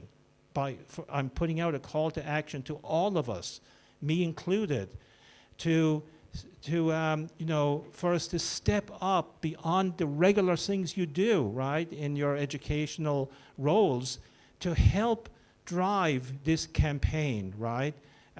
Starting right now. So without going into it too much, right, there is a huge skills gap. It's a critical issue. We talk about 21st century skills, but our graduates don't possess them to the degree that the workforce requires. And when we examine the current system of education, it is unbelievable how static this has remained. This is a 300-year-old system that we are actually still driving forward. It's kind of like being on the Titanic, right? This thing has so much momentum that it's it seems to be very difficult to turn it around or stop it or change it or transform it, right? And, this was a system that was designed in the industrial age, actually, in the 19th century. And the core focus was knowledge, memorization, obedience, and uniformity. Ken Robinson, who was very famous for talking about creativity in schools, said that public schools were not only created in the interest of industrialization, they were created in the image of industrialization. So today, the education system has yet to evolve, and we're still stuck in the 19th century factory roots. This is ridiculous if you think about it, right? We are now in the era of AI, but the system is stuck in a factory model, right? Does this make any sense? And it is actually a model that has not changed, and it's very much anchored on knowledge acquisition, information, and that's how we assess it, through final exams, right? Every year there's final exams. That is the only way that we're still accessing this in terms of performance. So I think our system is stuck in the comfort zone, which is really a discomfort zone. And what we see year in and year out is a lot of good intentions and really just iterative improvement, just small little improvements, nothing dramatic, nothing transformative. That's why this campaign is called Transform Education. It's not called, let's make more iterative improvements or doing the same thing. Transform means something brand new, right? Starting something brand, we need to transform it from the ground up. The whole thing has to be transformed, right? And we're calling on you. We're here today to figure out how to do that exactly and what the priorities are, really. Also, another problem we have is the timelines that we have in education. So, when you look at the financial world, the corporate world, companies operate, they have a problem too, less so than the education sector. So they run on financial years and quarterly reporting, right? And it's very frustrating to owners, right? Because stakeholders, right, and shareholders want to know, like, how much money did we make this quarter, right, for the shareholders? And it actually stifles it often stifles the kind of development that the owners really wanted. The same story is in the education sector. So this sector runs on academic years and semesters, right? And it's like one academic year is about to wrap up, right, in June here in Kenya. And then the educators will go on vacation, and we come back in September, and we start the cycle all over again, right? Doing the same thing all over again. This is 2024, folks. We're still driving an industrialized model, and why are we doing that, okay? So that's why we've actually decided to shift the timeline to 2050. We need some time here and we have to start working on it immediately. The work for 2050 does not start in 2045. It starts now, right, this second, okay? And we don't have a second to lose, and I'll explain more about that in a second. So who are the students who are in our schools right now? Everyone here is an educator. Everyone here has students in your schools and classrooms, right, or in your region, the Nairobi region. So who are these kids? These students are Generation Alpha, primarily. These are the young people who were born between 2010 and by the end of this year, 2024. And we also have the tail end of Generation Z, the kids who were born between 1996 and 2010. So Generation Alpha is the first generation that was born in the third millennium and in the 21st century. And we're talking about 1.2 billion kids here. This is a huge, huge number, okay? And if you think about it, by 2050, by the time the youngest of these kids who are in homeschool, right, or who are maybe in their parents' house, like 1-year-olds, right? My daughter and my stepson, we have 3 grandkids, right? The youngest is like 1, but she's already being homeschooled by my daughter, right? So that's why I'm saying between the ages of 1 and 27. Those who are 27 would be doing PhDs or in tertiary institutions. But by the time this entire generation graduates in 2050, they'll be between the ages of 27 and 54. Can you imagine that? This entire cohort that's in our schools right now at various levels. And that's the group that's going to be leading us into the second half of the 21st century. They're going to be running the governments, the organizations, the corporations, and so on. So the question is, what kind of people are they going to be? Are they going to be good people? Are they going to be people of character? Are they going to be people that's promoting peace? That's a huge, huge question, and they're the kids, and these are the future adults and the future leaders that are under our purview right now. And that's why this campaign is urgent. Even the first group who are graduating this year, we can impact them and change the game with them if we step up, right? We've got to start working on this. So let's rethink the true purpose of education then, right? So we're trying to answer that question. Now, oftentimes, right, as we're trying to answer this question, right, and pretty much the vast majority of workshops in education, probably most of the kind of capacity building that you attend, focus on this stuff here or some combination of it, right? It focuses primarily on structures, systems, and methodologies. Curriculum, These days, conferences are about digital technologies and AI.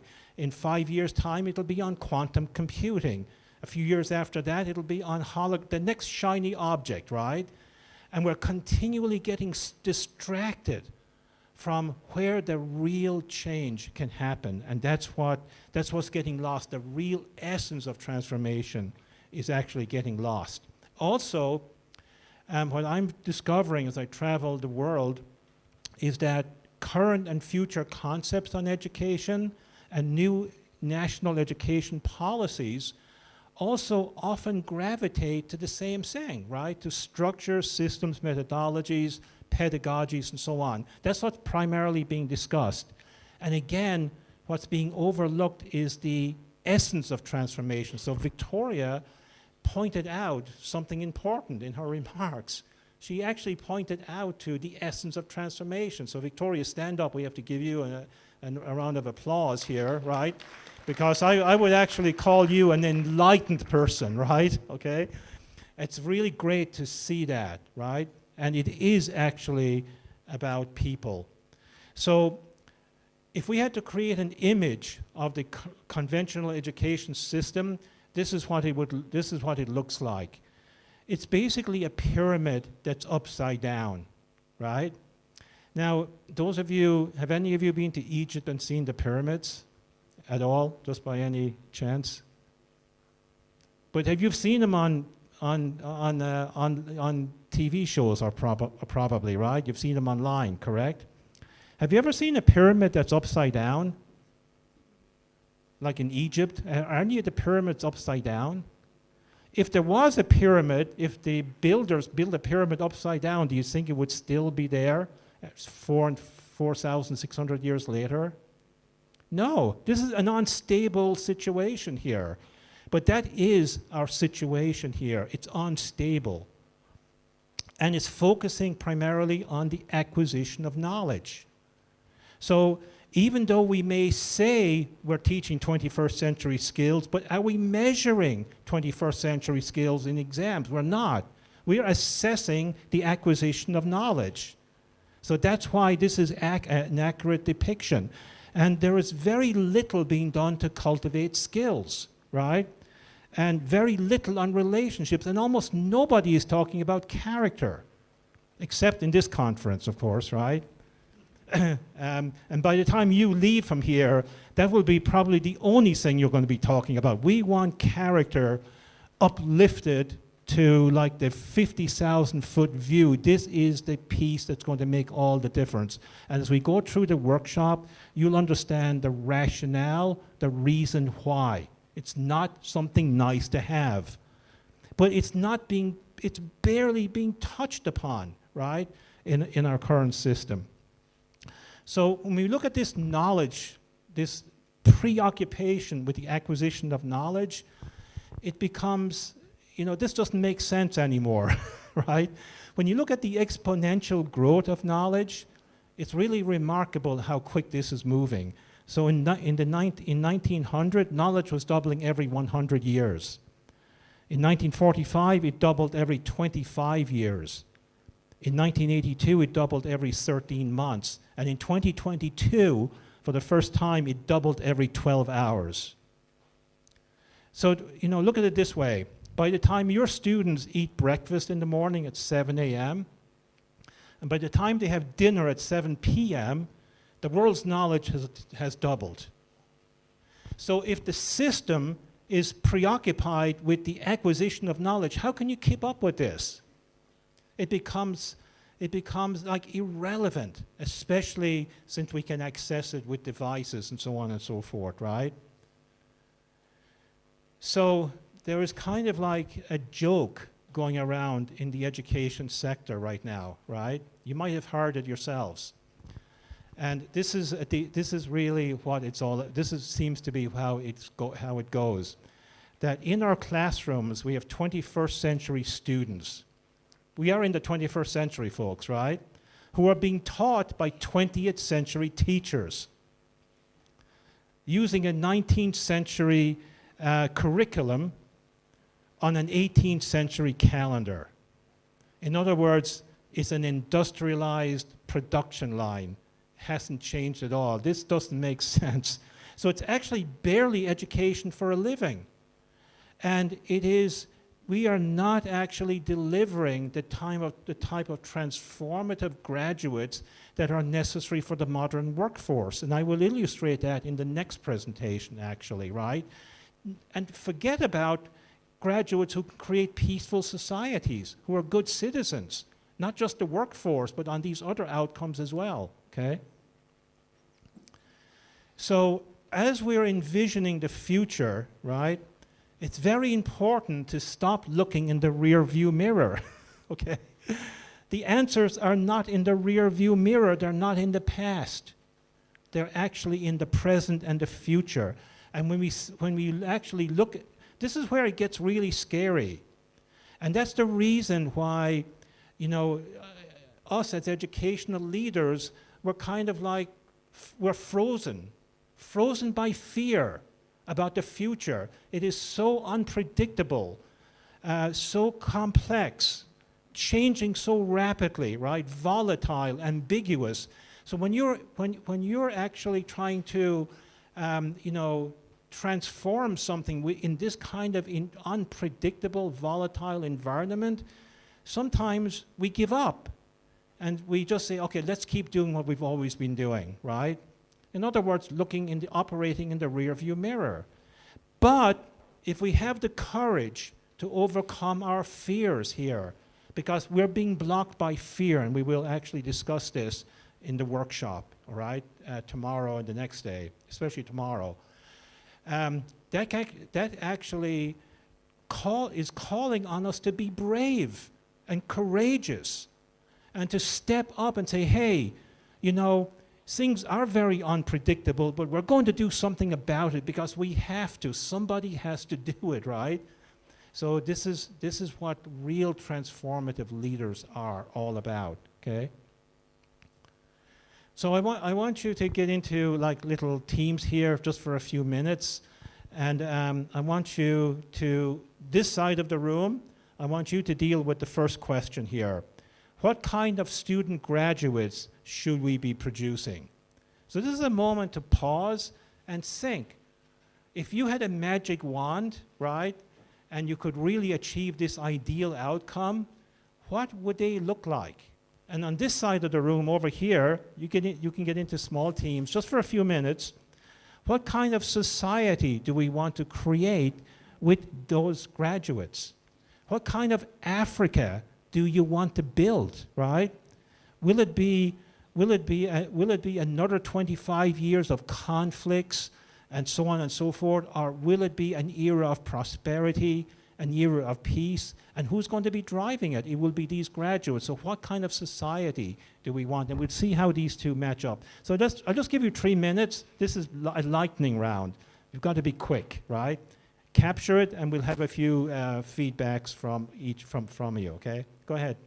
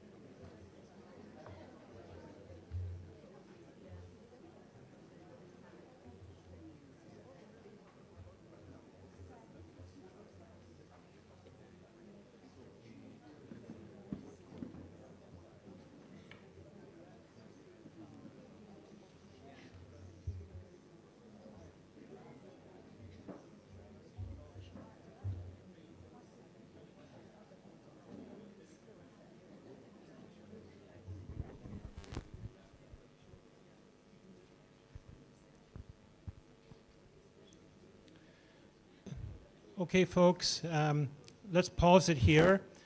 These conversations could go on for quite a while. And in fact, these questions, I would encourage you to actually capture these questions and actually have these kind of discussions with your teams, right? Back in your schools or back in the region like this, okay?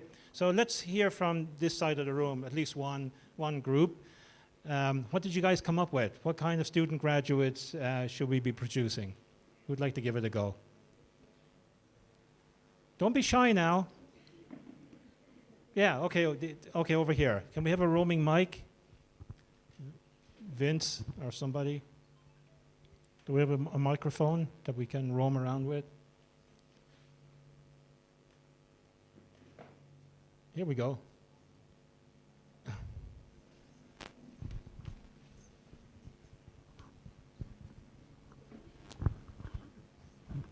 And you can stand up. Okay, Yeah. thank you, Tony. My name is Augustine Musioka, Principal Moi Educational Center, and with my teammates here, we are attending to question number 1. Yes. What kind of student graduates should we produce?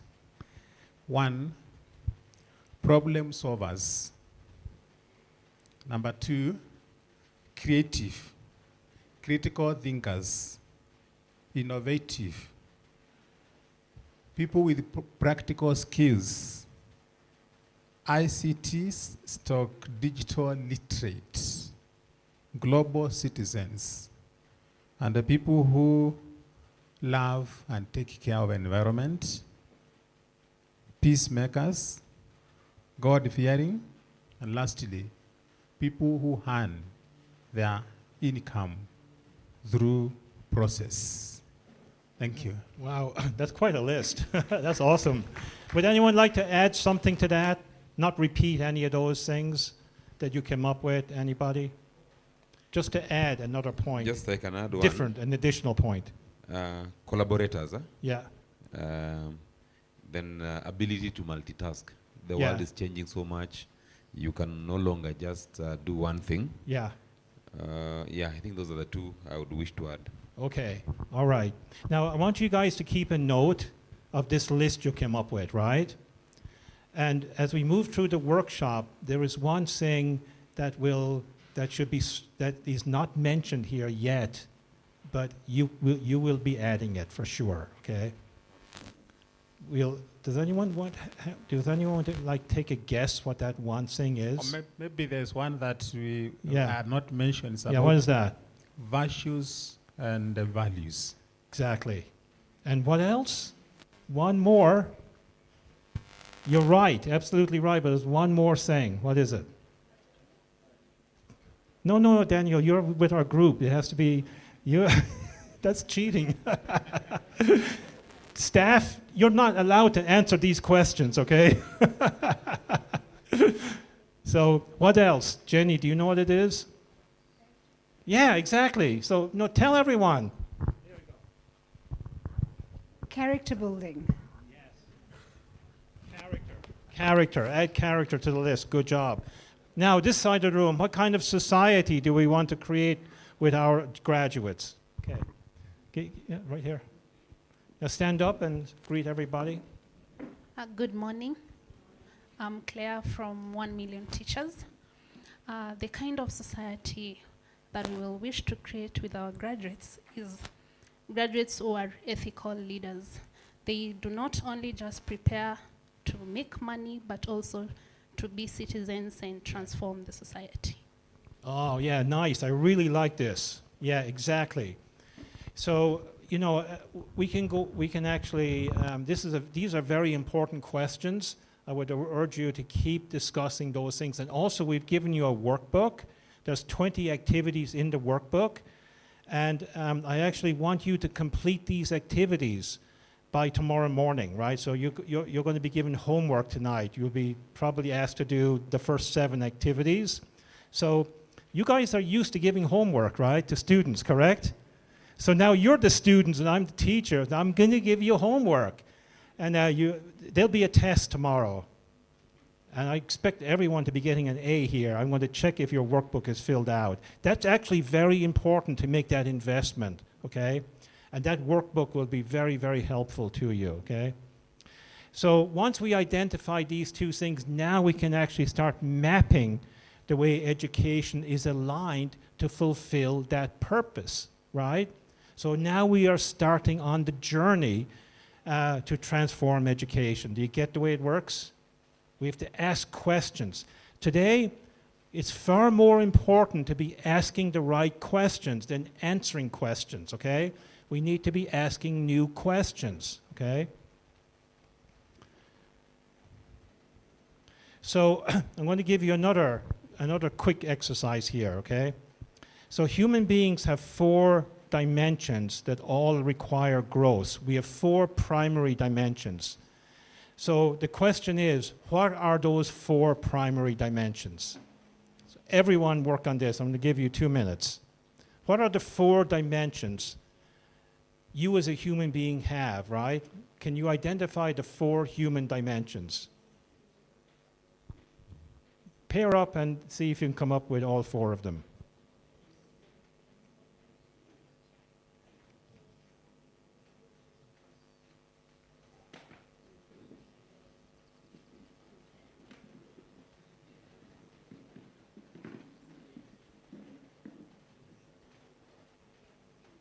In a minute.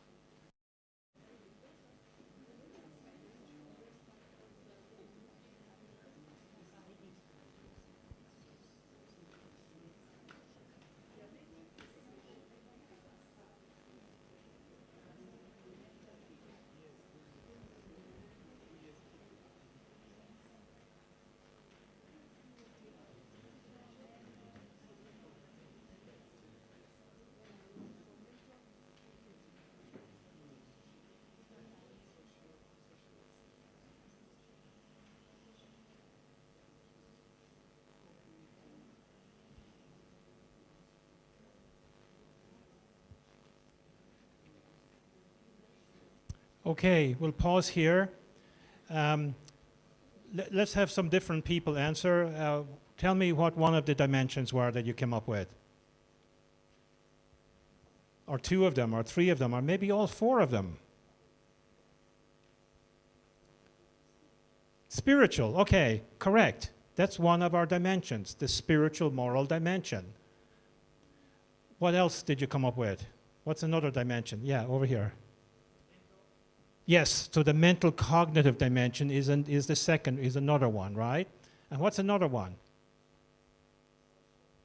Social, we would say emotional, relational dimension, which is the social area, correct? And then one more? Yes, the physical vitality dimension, right? So when you looked at yourself this morning in the mirror, so guys, did you look at yourself in the mirror this morning? The guys don't. Ladies, how much time did you spend looking at yourself in the mirror this morning? Ladies, be honest, how much time, right? If I put a stopwatch, how many minutes were you looking at yourself in the mirror this morning?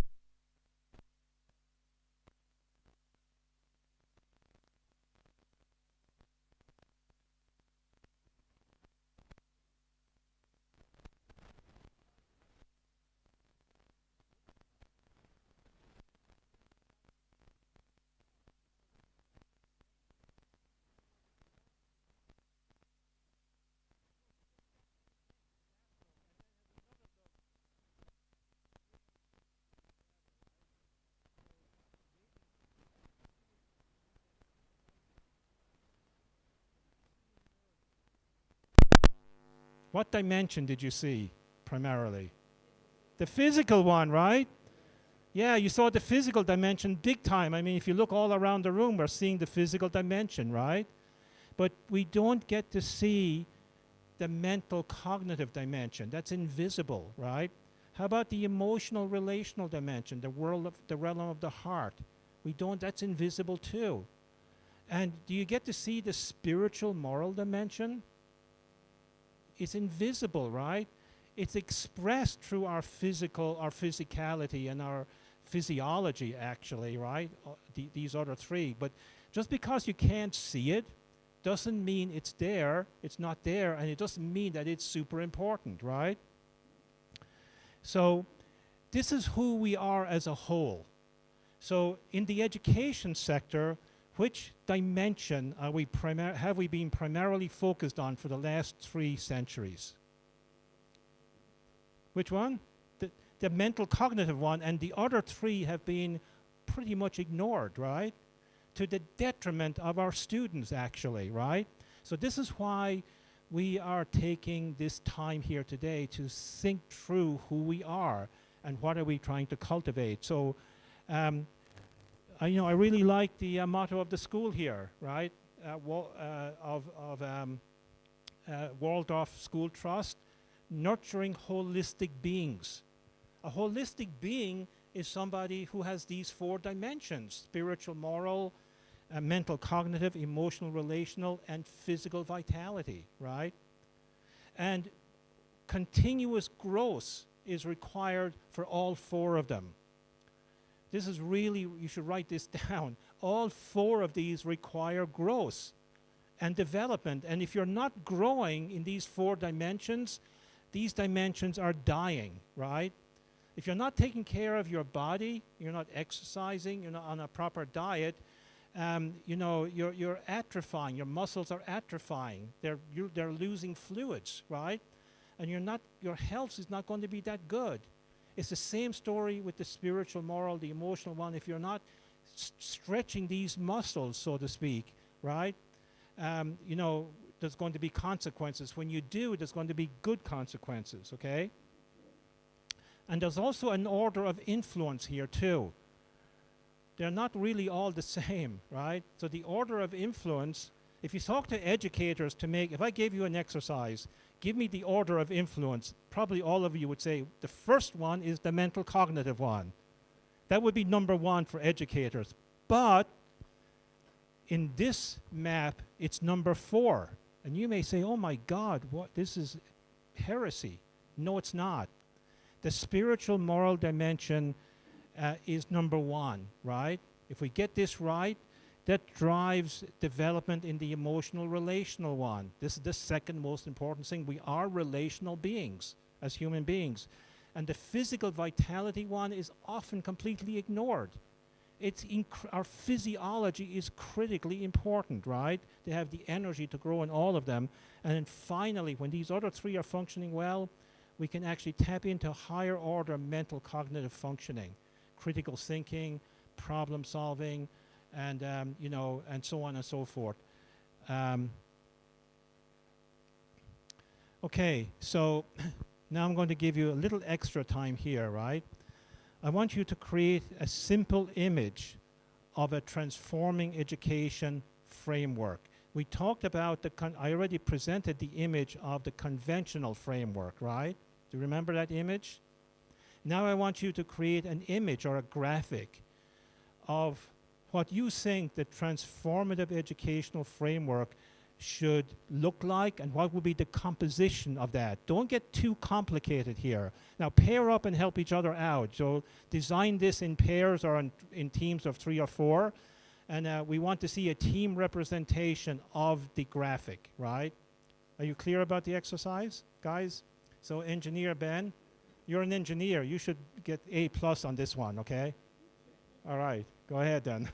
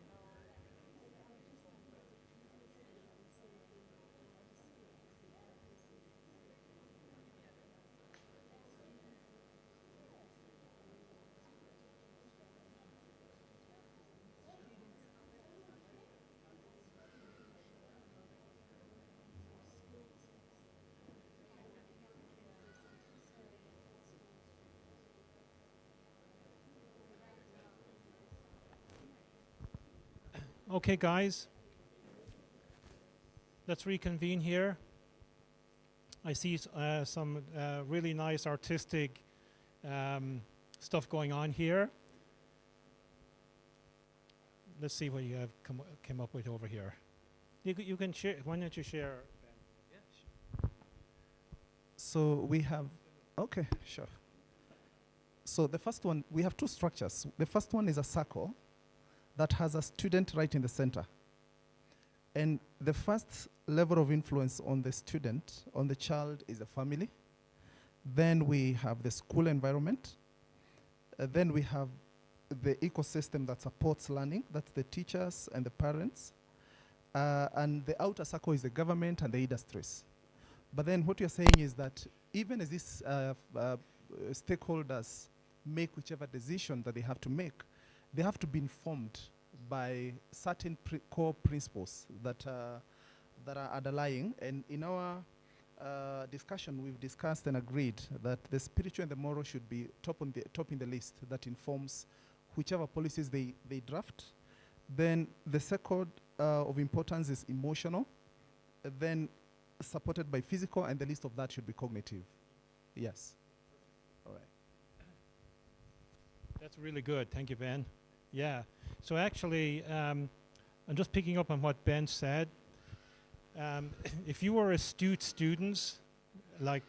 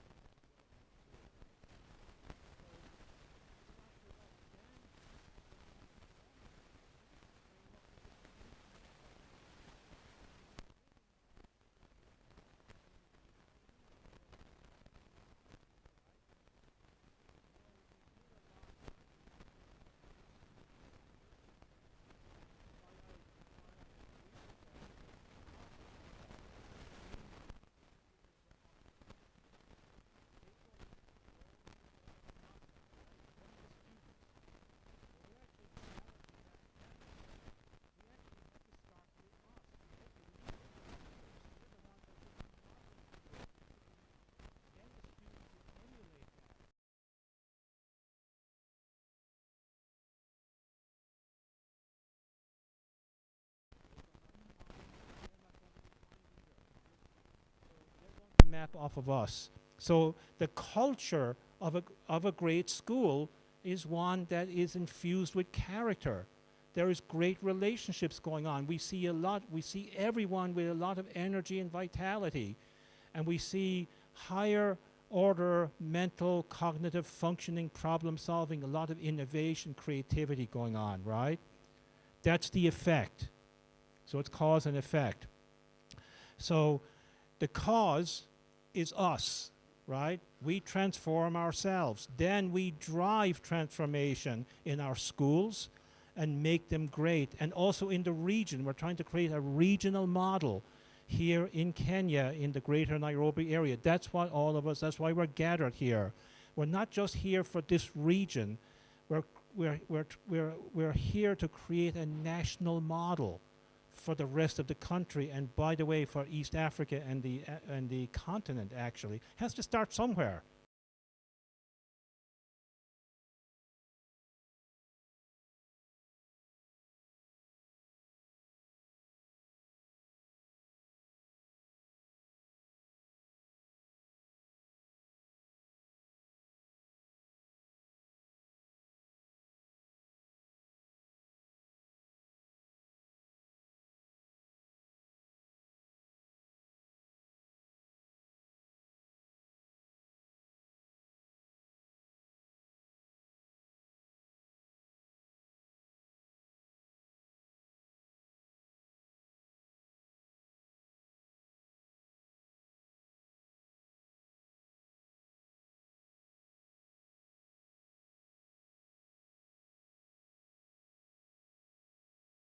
Is mapped to the physical vitality, our physiology. And finally, in fourth place, right, is the knowledge, application, and skills mapped to the mental, cognitive, right? So now, when you leave this conference, you are no longer mental, cognitive centric, right? You're holistic centric, right? Which is going to be a huge difference. So the purpose of education then is to develop all four human dimensions. Just in the same way, for the last 300 years, all of our effort went into developing the mental cognitive dimension and left the other three completely ignored, right? That has to change like yesterday. That's why this campaign was launched, right? And it's the vision of this school. Nurturing holistic beings, right? So it's not just a statement, it's very specific here. In other words, we have to apply the same energy, the same intentionality to develop the spiritual moral domain, which is the character area, right? The relational area and the physical area and the mental cognitive on a higher order, right? Then we are creating balanced human beings, and we are actually nurturing in them a mindset of continuous growth and development. It's not while they're in school, right? It's continuous throughout their entire life. So that's why we are on a continual journey right now at this point in our life. People are at different ages here. Do you think like somebody who's like 54, it's too late for them to start on this journey? What do you think? Oh, I wish I'd known this 40 years ago. Now it's too late, I'm retiring in 6 years. I wish I'd known that. What would you call that? That's a limiting belief. That is a limiting belief. We are the ones who limit ourselves, right? So somebody who's 54, who's 64, can change like this if they make the decision, and somebody who's actually 18 or 14 can change their direction, or who's like 9 even, right? This minute if they want to, okay? That is the power that we have, folks, okay? So like when you looked at the Academy Awards this year, I don't know if you watched it, right? You know, people often say, I'm too young, I don't have enough experience, and then you see people saying, I'm too old, you know, and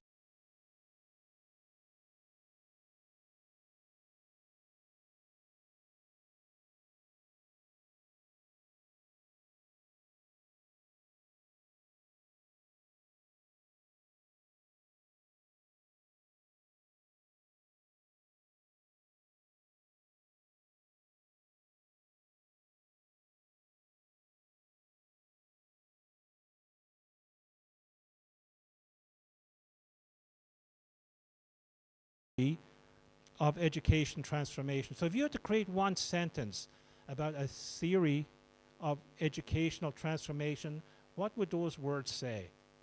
You have 3 minutes to do this. It's called a lightning round. You could spend 3 years doing this, but you've got 3 minutes, okay? Go ahead. Get into small teams, help each other out.